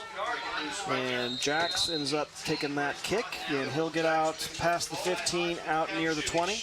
They'll down him at the 19, where the Mavericks will have fresh chains, 1st and 10. But again, Nuss had touchdown runs of 30 and 43 yards, but other than that, Hodgeman County had difficulties just sustaining any drives, really. Yeah, they had some success passing with the short pass routes. Kiowa County did a pretty decent job getting good pressure. And Henry Cuevas actually behind center for that one. He'll hand it off to Jax. And Jax on that carry is going to gain about 6, so nice play for the Mavericks. Bring up, call it 2nd and 5. Mavericks starting to mix things up a little bit, putting Henry under center. Yeah, just mixing up the formation there. Trying to see what works. And once again, that's been kind of the theme today for the Hodgeman County defense, is they were getting defenders into the backfield very quickly. Yeah, they're sending somebody every single play. As Jax took the handoff again, but was met immediately and ends up losing about 4 yards. It'll be 3rd and 8. Really got to pick up that guy coming in. One that's stepped up the most so far here in this first game. We're wondering who's going to be the key defender. So 3rd and 8 for the Mavericks. So they'd really like to avoid going 3 and out here to open the second half. Yeah. And false start. It's going to be just a little bit harder, and delay of game. We're able to get the snap off in time. Really got to watch that clock, man. Really, that was another theme of the Maverick first half, unfortunately. They had their fair share of penalties, especially on blocking plays, which really both negated some good gains and really backed them up into some long yardage situations, which they face themselves here again now, 3rd and 13 at about their own 15. And Cuevas back to pass. He's got some time trying to find Torres. He ends up overthrowing it, falls incomplete, and it'll be 4th down. Yeah, he really kind of hesitated there, did it? Kind of a little double pump there and then floated it out. Real dangerous throw by Cuevas. Defender had a better shot at catching that than Torres did, but still good news for the Mavericks as it does fall incomplete. Bad news is it's 4th and long, and they'll have to punt into the wind. Much better punt this time. Yeah, and takes really a neutral bounce, and it will be down at midfield. Still a pretty short field for the Longhorn offense as they'll take their first crack here in the second half. And let's see if this Maverick defense can show a little bit of what we saw there to end the first half. Well, it looked like it was going to end very poorly for the Mavericks. Nice 20-plus yard gain on a passing play got the Longhorns inside the 1, as they'll hand it off to Nuss there, but he'll be met very quickly. He'll only gain a couple before he's forced back in the backfield. But again, after the Longhorns got deep into the Maverick territory, Mavericks D held firm. And actually, they'll give Nuss about 3 yards forward progress. He ended up running backwards more on that play than forwards, but he still got 3 yards before he started heading backwards. So Salmon's back to pass. He's going deep, and really, that just looks like it went through the hands intended for number 32, Kyle Hayes. Yeah, Hayes beat Davis badly.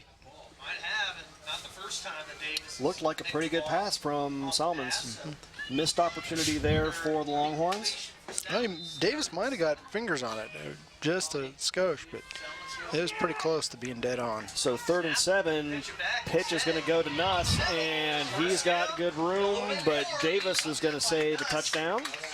Still, nice 10-yard gain for Nuss. Pickup of about 10 for Nuss. So on that carry, good for fresh set of chains for the Longhorns. Big first step. drive keeps going. Mavericks. Now at the Kiowa 28.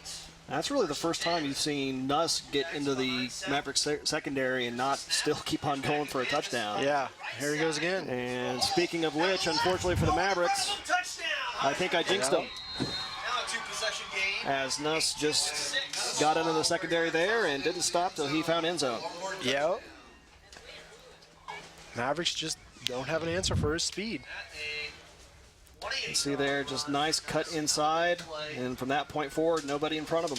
For Hodgeman's. And really, it looks like the Mavericks are trying to over-pursue a bit, trying to respect his speed, but again, they're committing too much to one side. He's able to cut in and find the end zone. So two-possession game now for Longhorns. They'll try to tack on the first extra point of the game. Pitch goes to Nuss. And he gets into the end zone. That is the first 2-point conversion for either team. And Hodgeman County gets a little breathing room, now up by 14, 20-6. We'll take a break. You're listening to your area game of the week. We'll take a break. You're watching Maverick Sports on the Kiowa County Media Center.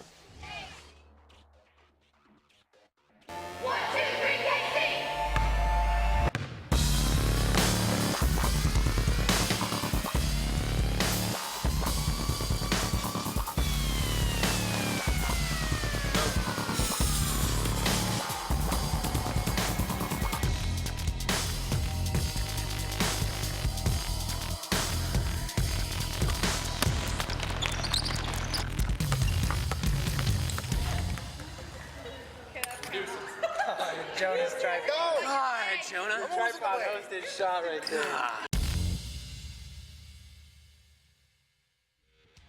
Touchdown run from Wyatt Nuss, who's third TD of the night. And just a reminder, you can watch it again. Find the archive of this game on our YouTube channel. Search Kiowa County Media.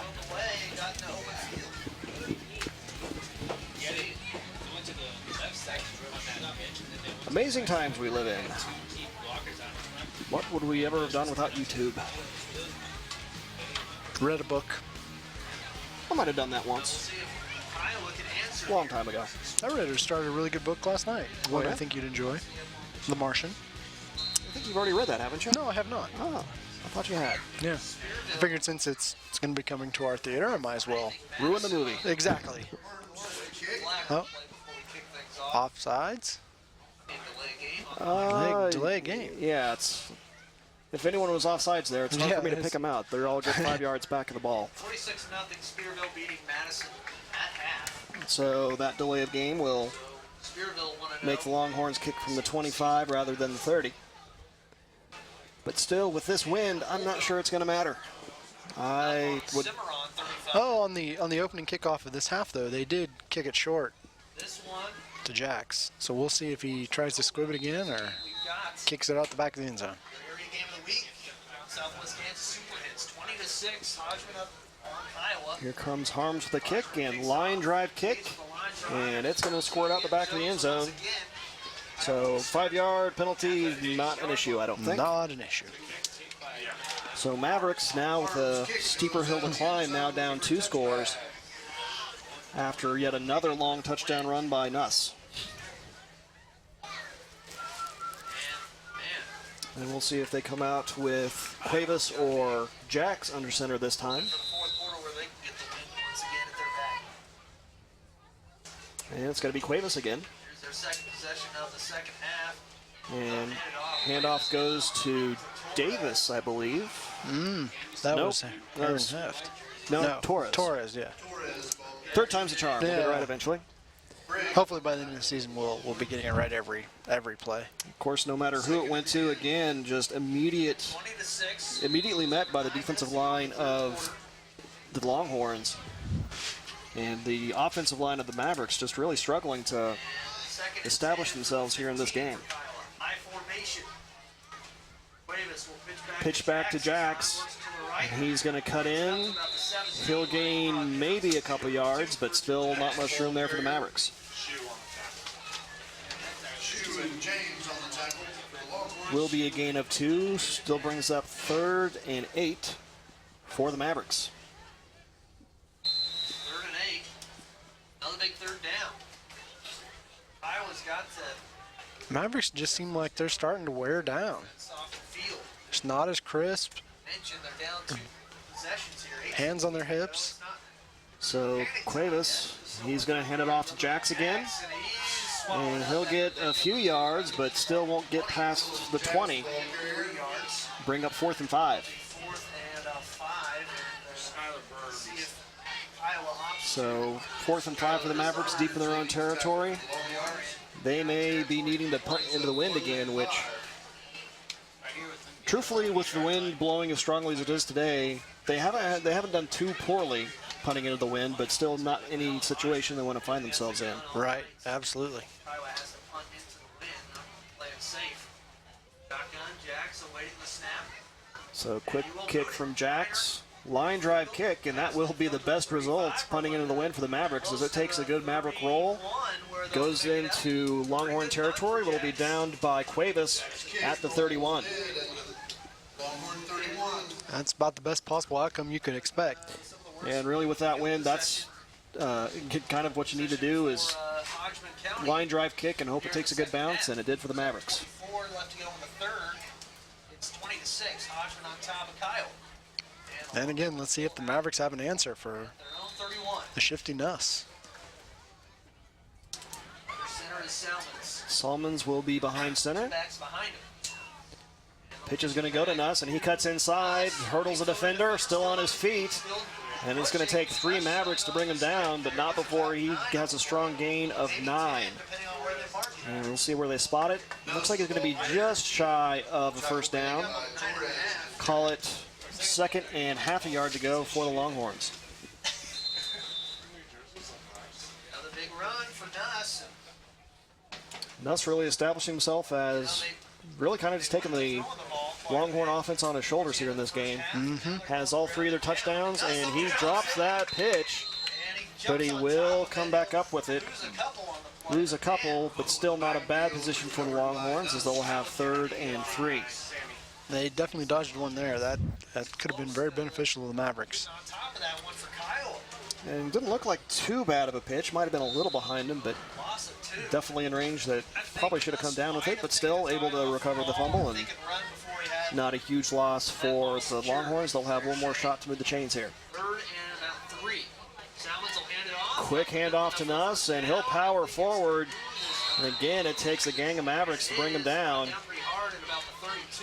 He'll be brought down, ends up at the 32. More than enough yards for a first down. Man, that kid is impressive. And he's shown, again, and unfortunately for the Longhorns, they do have a player slow to get up. Believe that might be Nick Shue. And it looks like he's got cramps, so that's... Yeah, never pleasant, but if it's just cramps, then yeah, it's a good sign. It's here in 3 or 4 minutes. He hopefully will be good as new. On that carry is 4th carry of the day. Nick Shue right now. And while he's being treated, we'll take a quick break. You're watching Maverick Sports on the Kiowa County Media Center.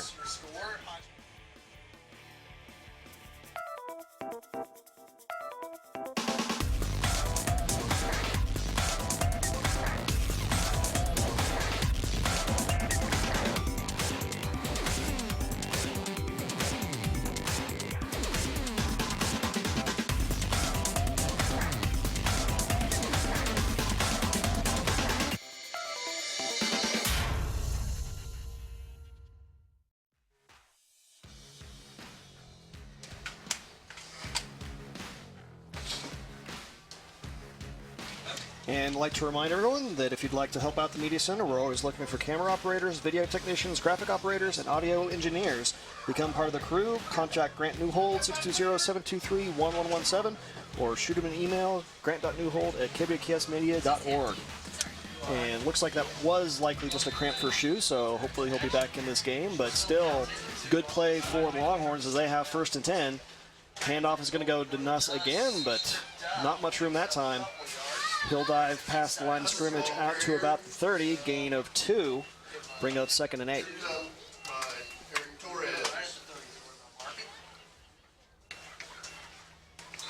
and 8. 5:52 to go in the 3rd. 20-6. Hodgeman with the lead and the ball. And they're playing manage the clock. So Salmon's going to keep it around the right side, and he is brought down. That is number 40. Good job, Brett McVeigh. Yep. Yeah. Brett McVeigh with a nice tackle for a loss. That's going to be a loss of nearly 7. Brings up 3rd and 15. For the second time today. 3rd and long, and Kiowa County, you've got to get a stop here. So Kiowa County looking for their first stop of the second half. That's been their big And they probably can't afford to let the game get too much more out of hand, as they're having offensive struggles here tonight. The Salmons looking for Taylor James, just overthrew him, and that'll bring up 4th down. Pass that'll bring up 4th and long, but Solomon's pass Kiowa intended for territory, James so to we'll go see if complete. Hodgeman opts to go for it here. Brings up 4th and 15. So 4th and 15, but they are inside Maverick territory. We'll see what the play call is for the Longhorns, up by a couple scores. It's 4th and about 14. 4th and 15.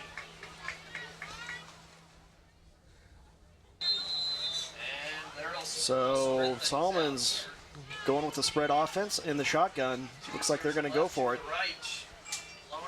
Dropping back to pass, looking to his left. And that is complete to number 9, Trevor Morgan, but he's going to be a few yards short of a first down, so that will be a turnover on downs. Mavericks bend but don't break. Good stop now.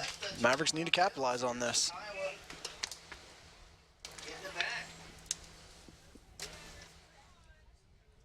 So 1st and 10 for the Mavericks from their own 24.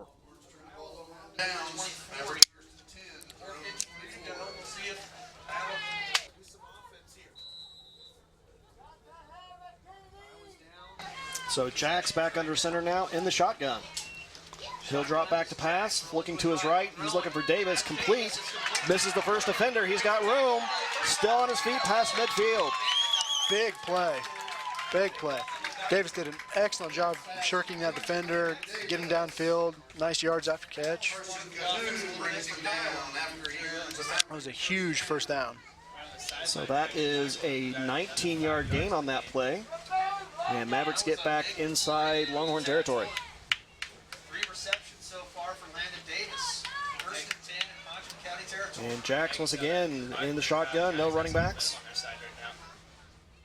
Back to pass again, and he'll step forward. Now he's actually going to try to find Davis deep. Double coverage. He still came down with that, and that I would have to think would be defensive pass interference, but it doesn't matter because that was an amazing catch by Landon Davis. Excellent catch. That, good answer. Yeah. You know, obviously the run hadn't been working for him. Hodgman's been really stacking the box. Big catch by Davis. Yeah, that was pass interference against, not sure which defender it was, but again, Davis caught that over double coverage that was a little too close for comfort. So that penalty will give the Mavericks 1st and goal from the 1. And let's see if the Maverick line can push him back and Jacks can sneak it in here.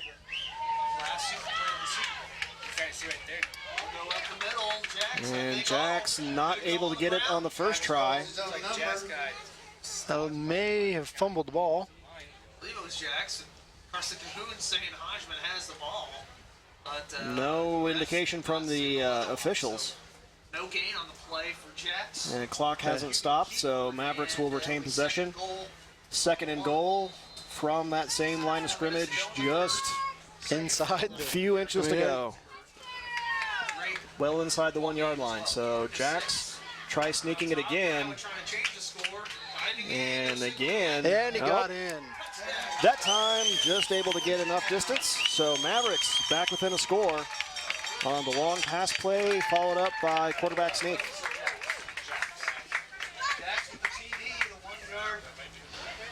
So Jacks will get credit for the rushing touchdown there, but again, that drive was all about that catch by Landon Davis. Absolutely.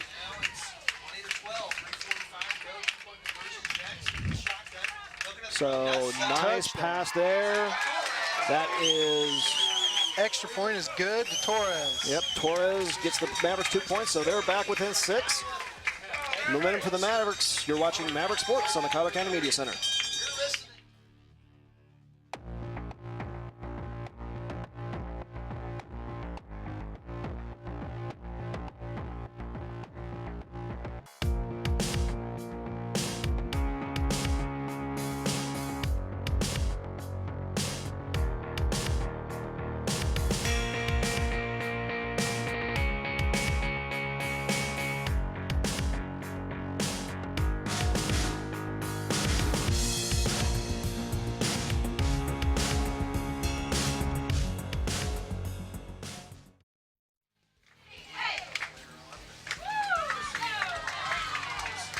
And another reminder, you can tweet at us, you can put a shout out to your favorite Maverick or announcer, and see it on the broadcast.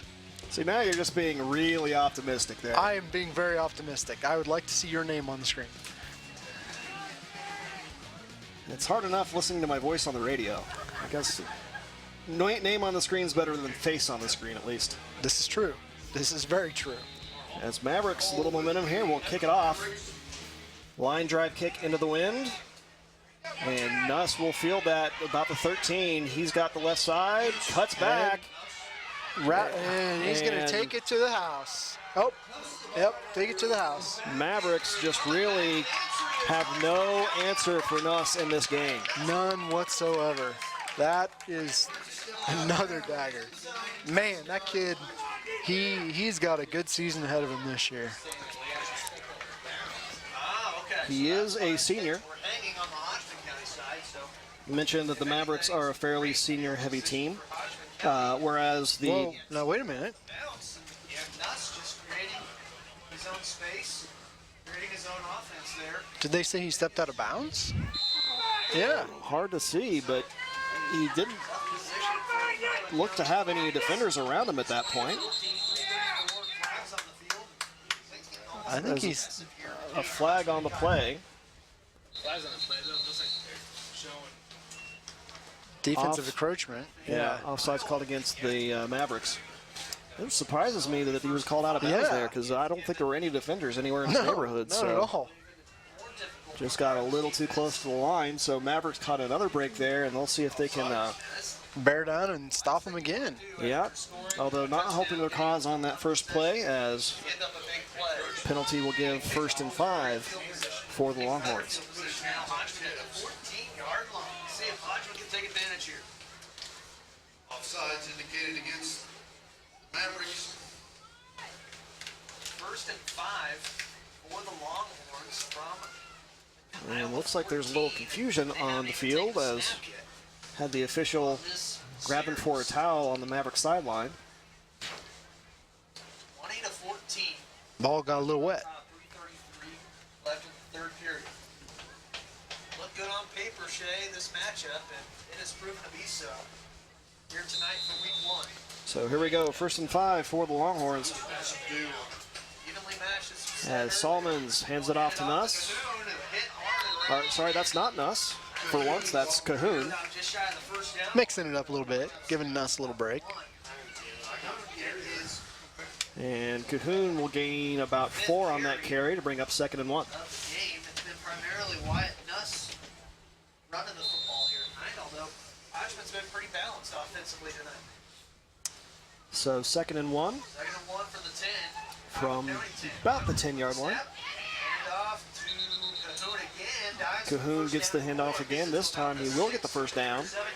Inside the Maverick 10, down to about the 6, where it'll be 1st and goal. 3-yard pickup for Cahoon again.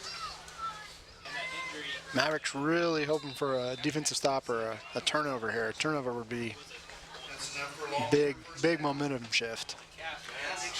Very much so, as we're inside 3 minutes to play here in the 3rd quarter. And Solomons, another quick handoff. Get inside the 5. Call it 2nd and goal from the 5. They're just running the clock now, I think. They're a little early yet to be running the clock. may just be giving Nuss a little break and then just trying to get those quick handoffs to Cahoon, trying to pound the ball in from good field position. And Nuss takes the handoff that time. He'll get a couple yards. Still shy of the end zone, where it's going to be 3rd and goal from the 3.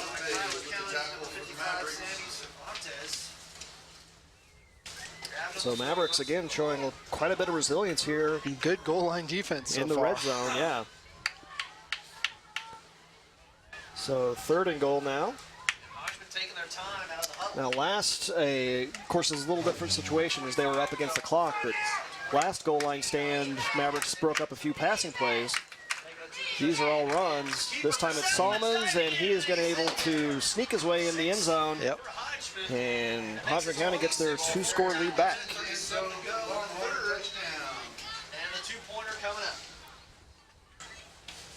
Good call, quarterback. Solomons did a really good job reading that and just cutting right in between the defenders. And that is the first touchdown scored by the Longhorns that was not a Nuss run. 3-yard touchdown run for quarterback Solomons. Pitch back to Nuss, and he's able to get in. So 2 more points for the Longhorns. And we'll take a look at that touchdown run from the quarterback Solomons as we head to break. You're watching Maverick Sports on the Kiowa County Media Center. So Hodgeman up 28-14 on Kiowa. 1:37 to go.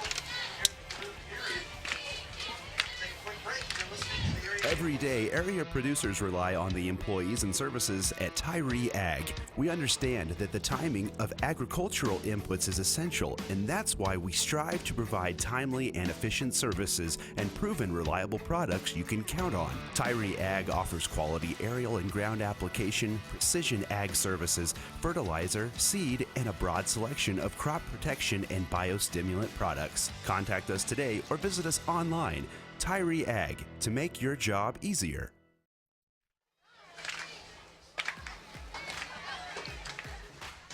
And like to remind everybody that we'll take it. Recycle your electronics at the Media Center. If you're not sure what to do with any old electronic gadget you may have lying around, bring it by the Media Center. We'll make sure any parts that can be recycled will be recycled and keep our landfills clean.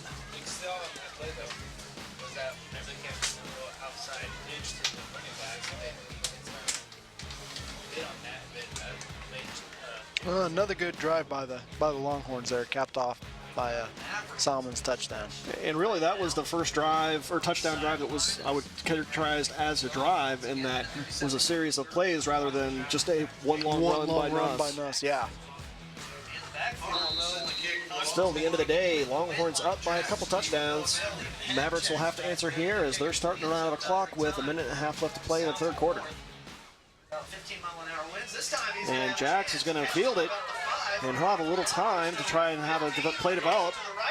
And he is tackled by the ankles, but not before he gets past the 20 to the 21, where the Mavericks will take over 1st and 10. Morgan on the tackle for the Longhorns. Mavericks start this drive at their own 21. So last Maverick drive was very successful. Large pass play between Jax and Davis set up a short touchdown run. Jax looking for Davis again, but that is a nice break up there. That is Hayes. Kyle Hayes, number 32, getting his hands in the passing lane, knocking that pass down. Almost had the pick on that play. So 2nd and 10 for the Mavericks. It's kind of hard for a 6'4" or for a how tall is Jax? A 5'10" guy to throw over a 6'4" guy. And Jax with a shovel pass. Looks like he was looking for Torres there. Falls incomplete, bring up 3rd and 10. There's an interesting unorthodox delivery there. Yeah. It really looked like a shovel pass, but not able to connect with Torres. And Mavericks facing 3rd and long. And really this second half, the Mavericks really have relied on that passing game, which, given their difficulties running the ball in the first half, is understandable. So Jack's out of the shotgun, and he's going to keep it. He's got a little room, but not a lot. He'll be well short of a first down. He'll get out to the 26 for a gain of about 5, but still going to be 4th and 5. Still a minute on the clock, so the wind in their face. I'd be interested to see if Coach Young, being down 2 touchdowns, doesn't try to go for 4 here. Looks like or we go have on 4th, yeah. Equipment issue for the Longhorns. Nick Shue's going to come out of the game. Looks like he might have had some trouble with his helmet.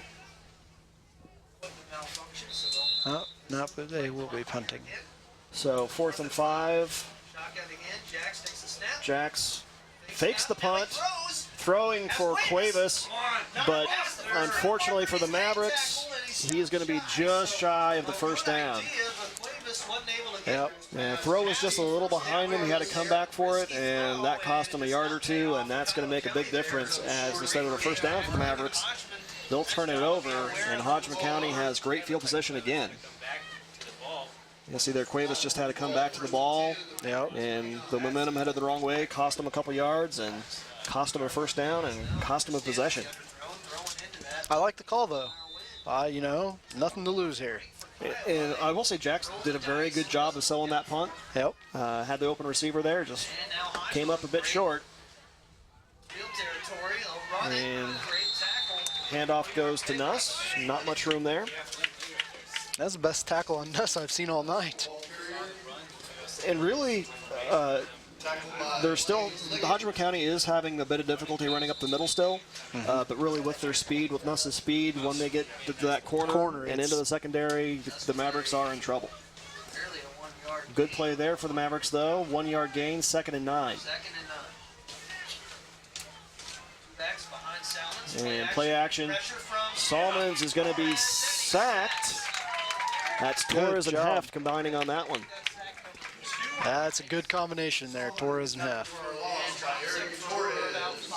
State qualifying throwers. That's the end of our 3rd quarter, ladies. So we will head to the 4th quarter. Mavericks down by a couple touchdowns. Try to keep it that way. Join us for the last quarter. You're watching Maverick Sports on the Kiowa County Media Center. The internet has drastically changed the way we communicate. Are you keeping up with the times? The Kiowa County Media Center can connect you with viewers in markets all over the region, the state, and the world. Our technology keeps us on pace with the high demand of internet video content. Bring your audience from anywhere in the world to your wedding, conference, sporting event, concert, and much more. No one does high-quality video streaming like us. We are the Kiowa County Media Center, leading the new age of communication.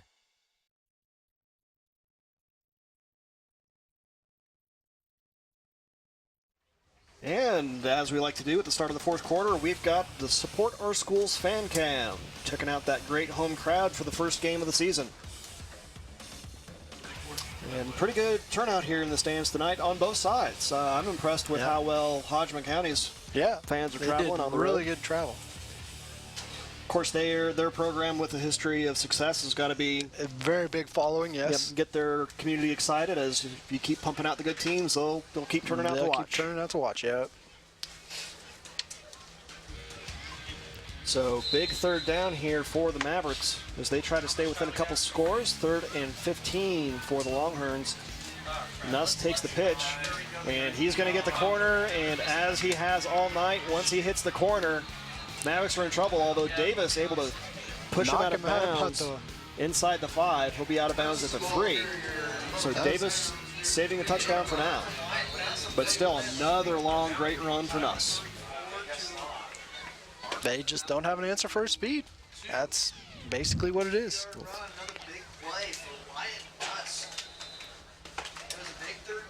Is he able to get to that outside corner before any Mavericks defenders are in front of him?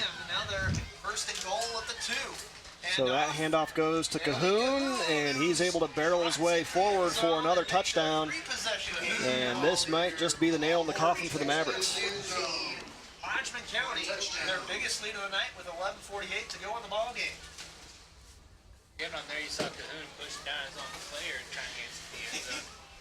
Nothing a else stop him, not even his own teammate. 2 yards. Mavericks are definitely fatigued. You can see their hands on their hips.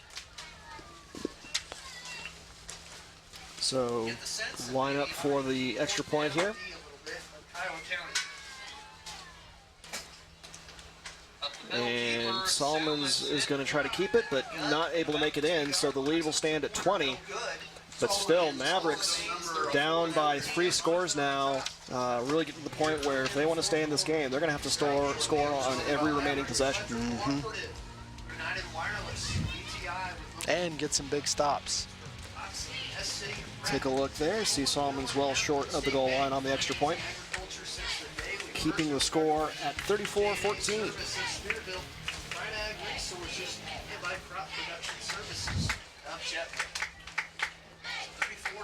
Another nice shot of the crowd there.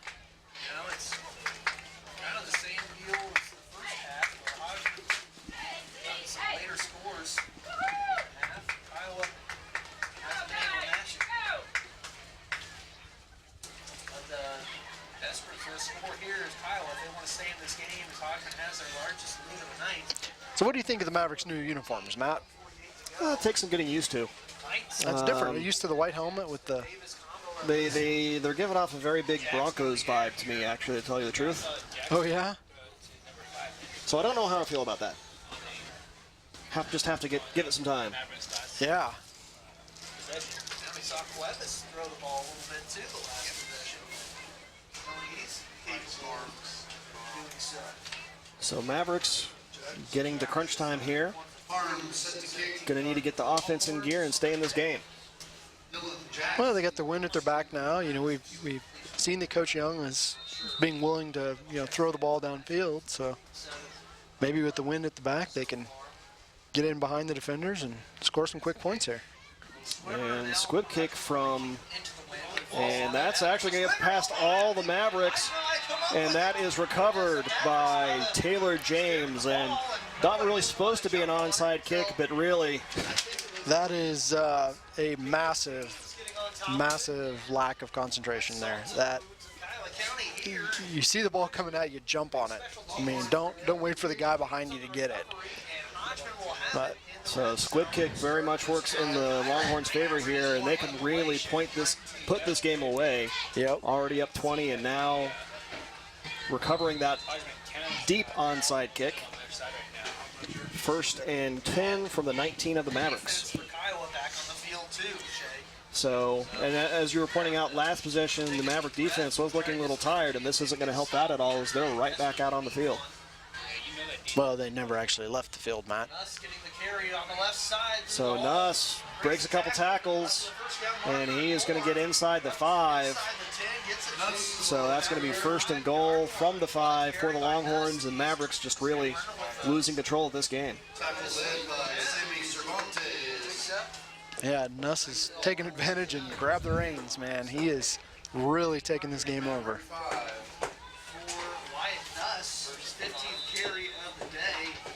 And just breaking tackle after tackle there. Not coming down until at least a couple Mavericks get on top of him. 1st and goal. Sorry? Oh, I was just going to say that Nuss is well over the 100-yard mark for tonight, so good start to his season. And Cahoon with the carry there. Diving forward, but not quite able to get the goal line. Goal marking down inside the 1, 2nd and goal. At least in this game so far, seems to be Stop short of the goal line by the Mavericks. Yeah, Cahoon really seems to be filling the between the tackles running duties for the Longhorns tonight, leaving the round the corners and long gains for Nuss. 173-pound junior. So 2nd and goal from the 1. See if they go to him again here on 2nd and goal from about the 1. Handoff is going to go to Cahoon again. Breaks the first tackle and gets in the end zone. Touchdown Longhorns. And that may just be pretty insurmountable for the Mavericks here. Given their offensive struggles tonight, 4 scores in 10 minutes is probably a little too much to ask, but, hey, that's why you play the game. Things have happened. Second touchdown of the night for Carson. Actually, yeah, it is the 2nd. Yeah. 40-14, Hodgeman making a gap. Here late in this one. Pitch goes back to Nuss. He's going to go for the corner, and he's going to find it. 2-point conversion's good. 42-14. Mavericks now down 28 points, and unfortunately for them, player slow to get up. That is number 55, Sammy Cervantes, although he is up now, so that's good to see. But bad news for the Mavericks is they're now down by 4 scores with time running out. We'll take a quick break. You're watching Maverick Sports on the Kiowa County Media Center.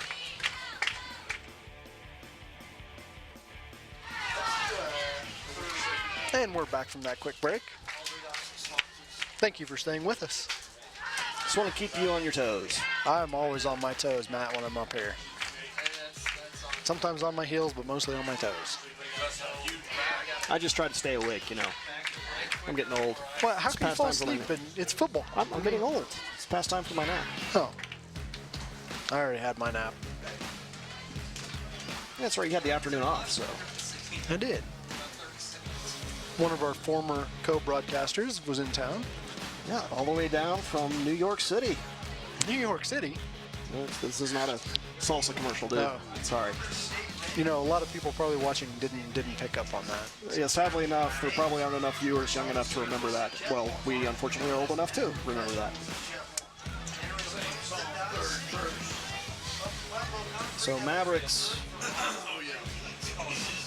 what started out this half as a very close, tight game has gotten out of hand. Let's see if the kick return team can cover the kick this time. And really, this half, it's some special teams miscues that have cost the Mavericks, as there was a kick return for a near touchdown earlier in the half, and then again, just the last kickoff was recovered. Wasn't supposed to be an onside kick, but it was still recovered by the Longhorns nonetheless. Mavericks do recover that one, and they'll end up with decent field position out past the 30 at the 33. Mavericks start this drive at their own 33. So the good news for the Mavericks is they do have the wind to their backs to help out that passing game, but they're going to have some quick scores here if they have any hope of getting back in this game. And I'm trying to speak normally, but our producer is getting me a little nervous as he's starting to take pictures, which I never like to see. Jax keeps it. He doesn't have much room. He's not even going to get back to the original line of scrimmage. He'll lose one, brings up 2nd and 11. Sack of Jacks. Let's get together. Well, I want to, let's go into the battle box. So Thursday, you want to do that? Day up. 10th, 11 to go and counting in the ball game. 42-14. So 2nd and 11 for the Mavericks. But it's been close until Jax out of the shotgun. Back to pass. Looking to his left. And that is McVeigh breaking a tackle. And he will not be brought down. Go down. Good, strong run by McVeigh. That's what I like to see. Get that kid the ball some more. Ends up being a gain of about 8. But as many tackles as McVeigh broke there, you thought that would have been more. Still, good gain, good reception, and 3rd and 3 for the Mavericks, putting themselves in decent position to convert this 3rd down.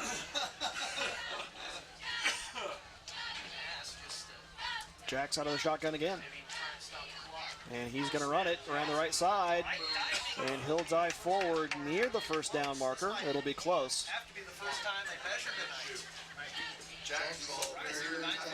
From the spot, it looks like he might have it, but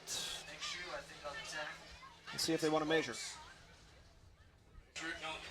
Well, not going to measure. He's going to be just a few inches short. So 4th and a few inches for the Mavericks, and this position, you pretty much have to go for it. Yeah, there's nothing to lose now. This would be the time where the crowd goes crazy. So big 4th down here for the Mavericks. They can't afford a turnover at all. Or to turn the ball over on downs. I would count that as a turnover. Turnover on downs, it's in the name. Jack's going to keep it, but he is met in the backfield. And that is Cahoon finishing off the Mavericks. At least that drive and most likely the game, as they'll have possession with a 28-point lead inside of 9 minutes to play.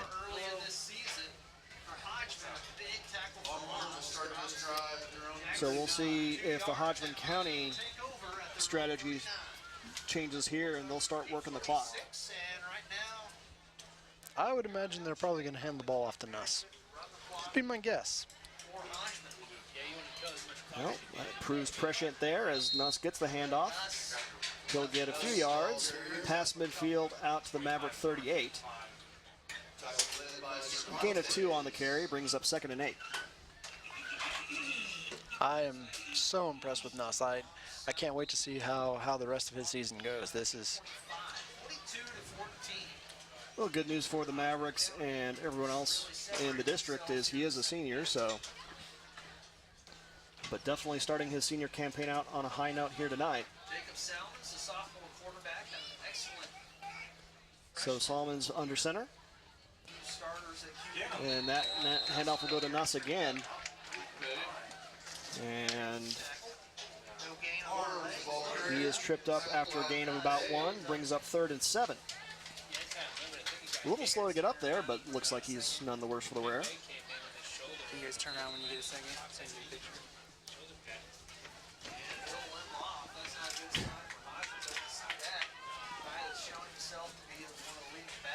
And our director convinced us to pause there for a moment and get a picture. So really shouldn't have cooperated there. I don't know why I did. It's put on the spot. Yeah, I buckle under pressure. So 3rd and 7 for the Longhorns. Handoff's going to go to Cahoon, who stays on his feet for quite a while, but really had no room whatsoever. He's met immediately by the Mavericks defense for no gain. So it looks really like Hodgeman County really is trying to play the clock here. Not a bad strategy when you're up by 4 touchdowns in the 4th quarter. But it does put them in a situation where it's 4th and long. Not lining up to punt, however, as they are inside Maverick territory, and they'll go for it 4th and 8 from the 38. Nice to be able to see that. Say that. Play action. And Salmons going to try to run for the first down, but nice open field tackle there by Dylan Jacks as he stops Salmons after a gain of 4, well short of a first down, and Mavericks will take over. And that's one thing the Mavericks have had trouble here tonight, at least against Nuss, is that open field tackling. Right. But Jack's able to wrap up Salmons there and get the turnover on downs. Trail by 28. 42 to 14 score. Hodgeman on top. So Jack's out of the shotgun again. Maybe go to the air and try to do some quick scores. Plays. Jack's snap from shotgun. And that is going to be picked off. And yep, that's Taylor James with the interception. And really it's just been 1 step forward, 2 steps back for the Mavericks most tonight.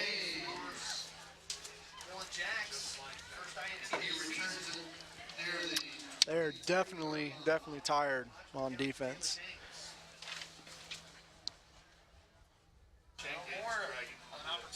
So after that interception and nice return by James, be 1st and 10 for the Longhorns from Maverick 22.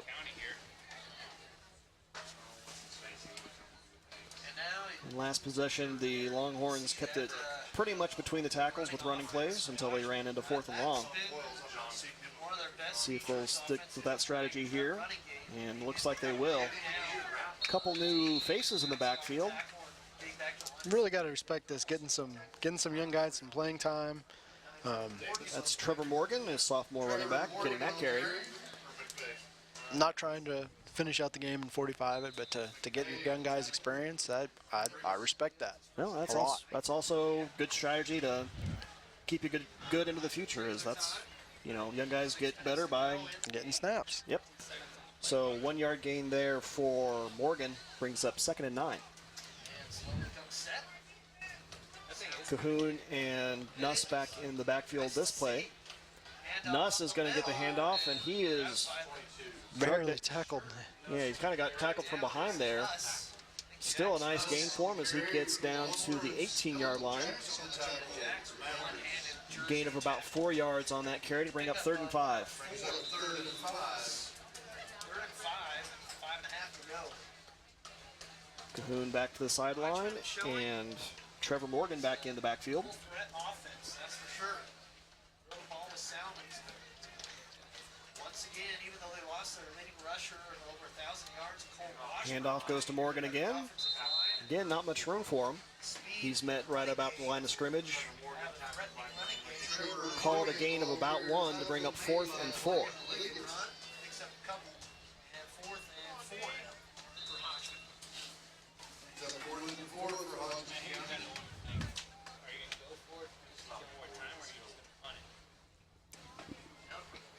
Cervantes and Liggett combine on that tackle. As Hodgeman County keeps ticking that clock down. 2 backs behind Salmons, 4th and 4. And calls a timeout. Salmon's going to call timeout. No avail. So we will take a quick break here. You're watching Maverick Sports on the Kiowa County Media Center. You never know. Kyle Hayes might be capable. Apparently not.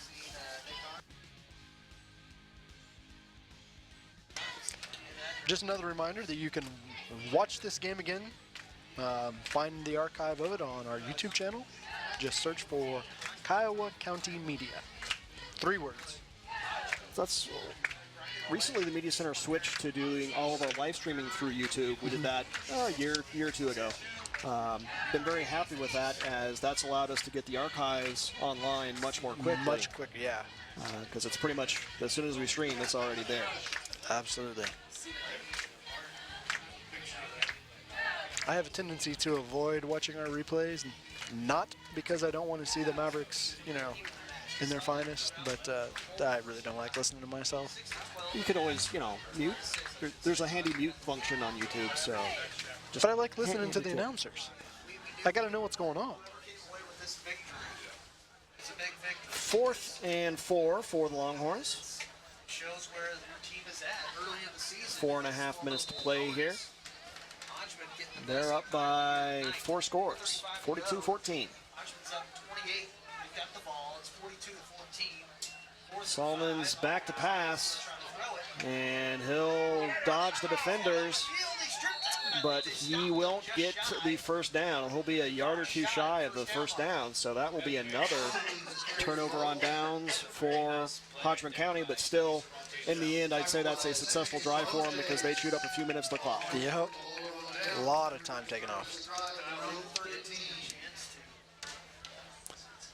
See if the Mavericks can put a drive together to finish this game out. Something to end on a high note. Yeah, maybe build up a little confidence heading into the game next week. Going to like to remind everybody, next week will be another home game here in Greensburg against Mineola. It will actually be the Mavericks' homecoming game. As Jax complete to Davis. That's a nice 12-yard gain, good for a first down. Davis is having a really good night receiving tonight. He's kind of emerged as Jax's go-to guy. We'll get to see what they. So 1st and 10 for the Mavericks. Next week is Mineola too, or homecoming versus Mineola. So that'll be a lot of good to see the festivities. Yep. In addition to in the game, we will be covering all the homecoming festivities. So, as that pass just floats out of bounds, as Jax was trying to find Brett McVeigh. Brett McVeigh, yeah. Down the sideline, and really nice catch there by McVeigh. Just wasn't able to stay in bounds. So incompletion will bring up 2nd and 10 from the 25. 2nd and 10.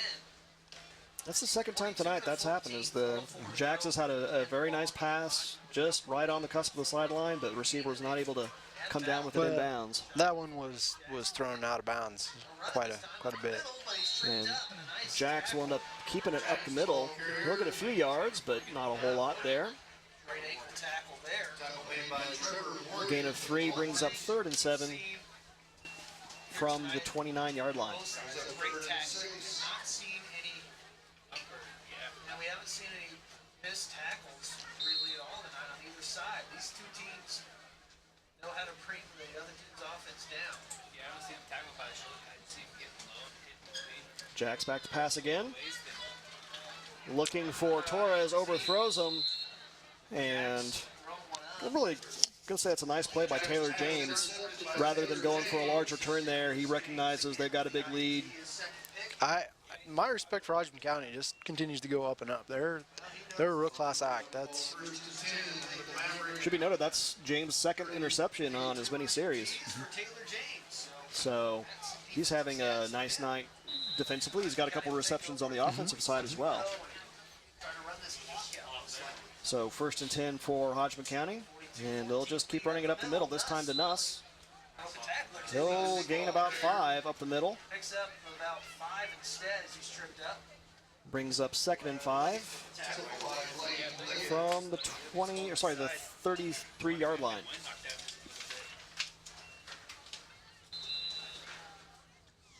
Us, 19 carries, 2nd and 6. Pick up there, 2nd and 6 for Hodgeman. clock continues to tick down. Handoff's going to go to Cahoon, and he pushes forward and able to break a tackle and get into the Maverick secondary, where he'll have a first down run to about the 26-yard line of the Mavericks. Cahoon, ball carrier, tackle made by Landon Davis. You can definitely tell Nuss is the primary. Horns are in first down on that play. Showing he's definitely the guy right behind Nuss. See, just never stopping moving those legs, and Cahoon just, what would have been maybe a 3 or 4 yard gain, came a 7 or 8 yard gain and a first down. So 1st and 10. Hodgeman County keeps it up the middle to Nuss this time. Nuss picks up 4 or so. Nuss, the ball carrier.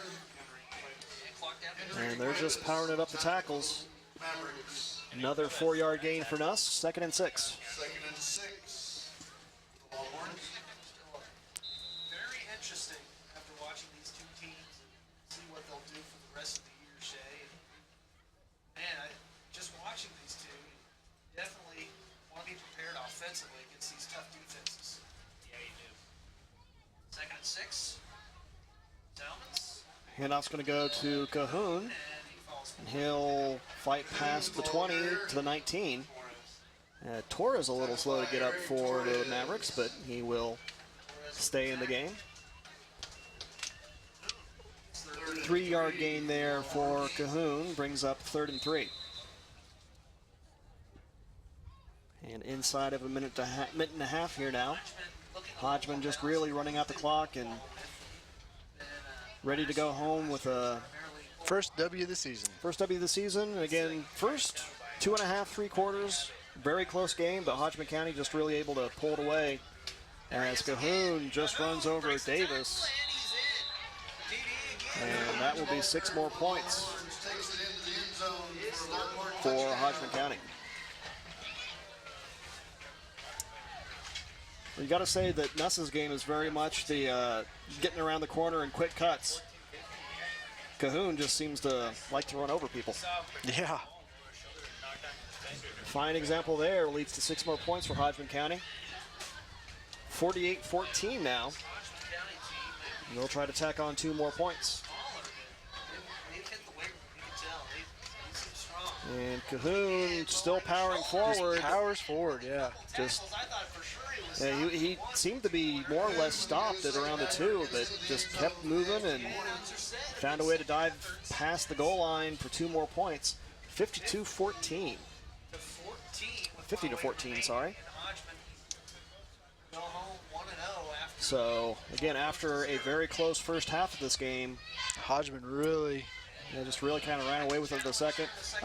Special teams plays in the second half played a big part of that, and really just kind of took the wind out of the Mavericks' sails.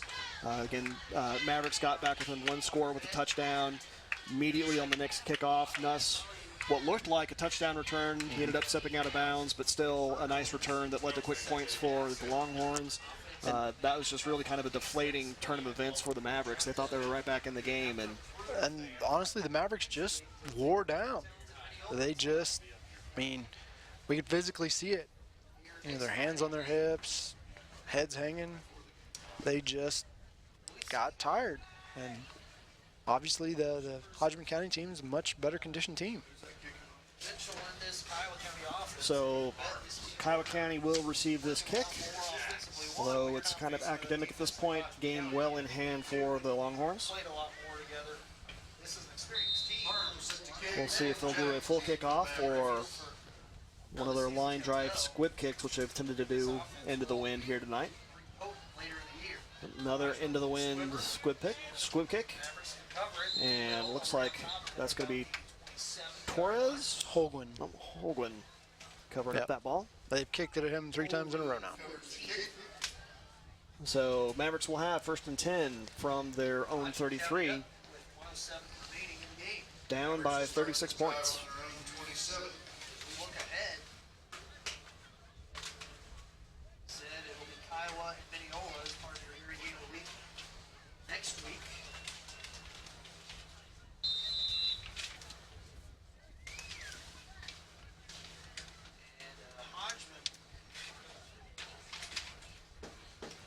And a large backfield here for the Mavericks.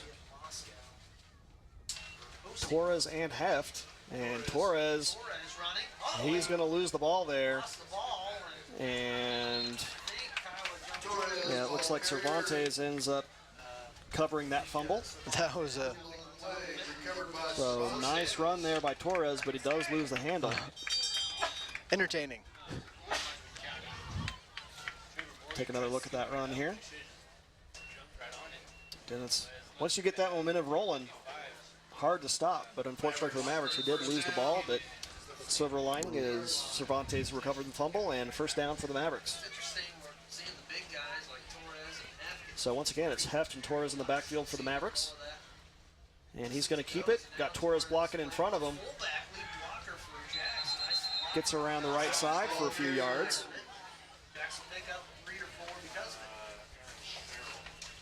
So Mavericks getting a little experience with a slightly different look here. Last few minutes of this game. Interesting to see if we see that look more often as the season wears on. And depending on the teams they run up against, if you got a couple 250-pound plus guys in the backfield, right, might work out for you fairly well. Potentially could. There's a lot of upside there. But the downside is, of course, your line gets a lot smaller when you put those guys in the backfield. And fakes the handoff to Torres, and Jax is going to be intercepted for the 3rd time tonight. This time it is number 21, Trayton Coates with the interception. Sophomore getting his name in the books tonight. And that's with 0.8 seconds left in the game. That should pretty well. I would assume we'll probably see a knee here, and that will be it. Yep. With 0.8 seconds left in the ball game, Hodgeman can run one more play. Take another look at this interception here. Or not. So Hodgeman County will round the clock with this last play and make it official. And they'll head home with a very nice victory. Again, they were played very close for the first half of this game, but really ran away in the second half, and they're going to go home with a 36-point victory. Story of the game, I would say Hodgeman County definitely have to say Nuss. Absolutely. He gets the game ball for me, man. He really did a good job reading off his blocks, cutting back. When he saw open space, caught that extra gear and put it in the end zone, and that really made the difference for this game. And for the Mavericks, things to work on for next game. They had a couple of very untimely penalties that really put the brakes on some promising drives. But silver linings, things to look forward to. Good play by Landon Davis, a couple big receptions. Also, it looks like they have a couple legitimate threats at quarterback. Potentially, Dylan Jax getting most of the snaps tonight, but Henry Cuevas and his opportunities had a good game. So Mavericks will try to head back to the drawing board and figure out Mineola next week. Hope you join us. Again, that's homecoming week next week, so join us for all those festivities. We'll leave you with some highlights of the game, but you've been watching the Maverick Sports on the Kiowa County Media Center.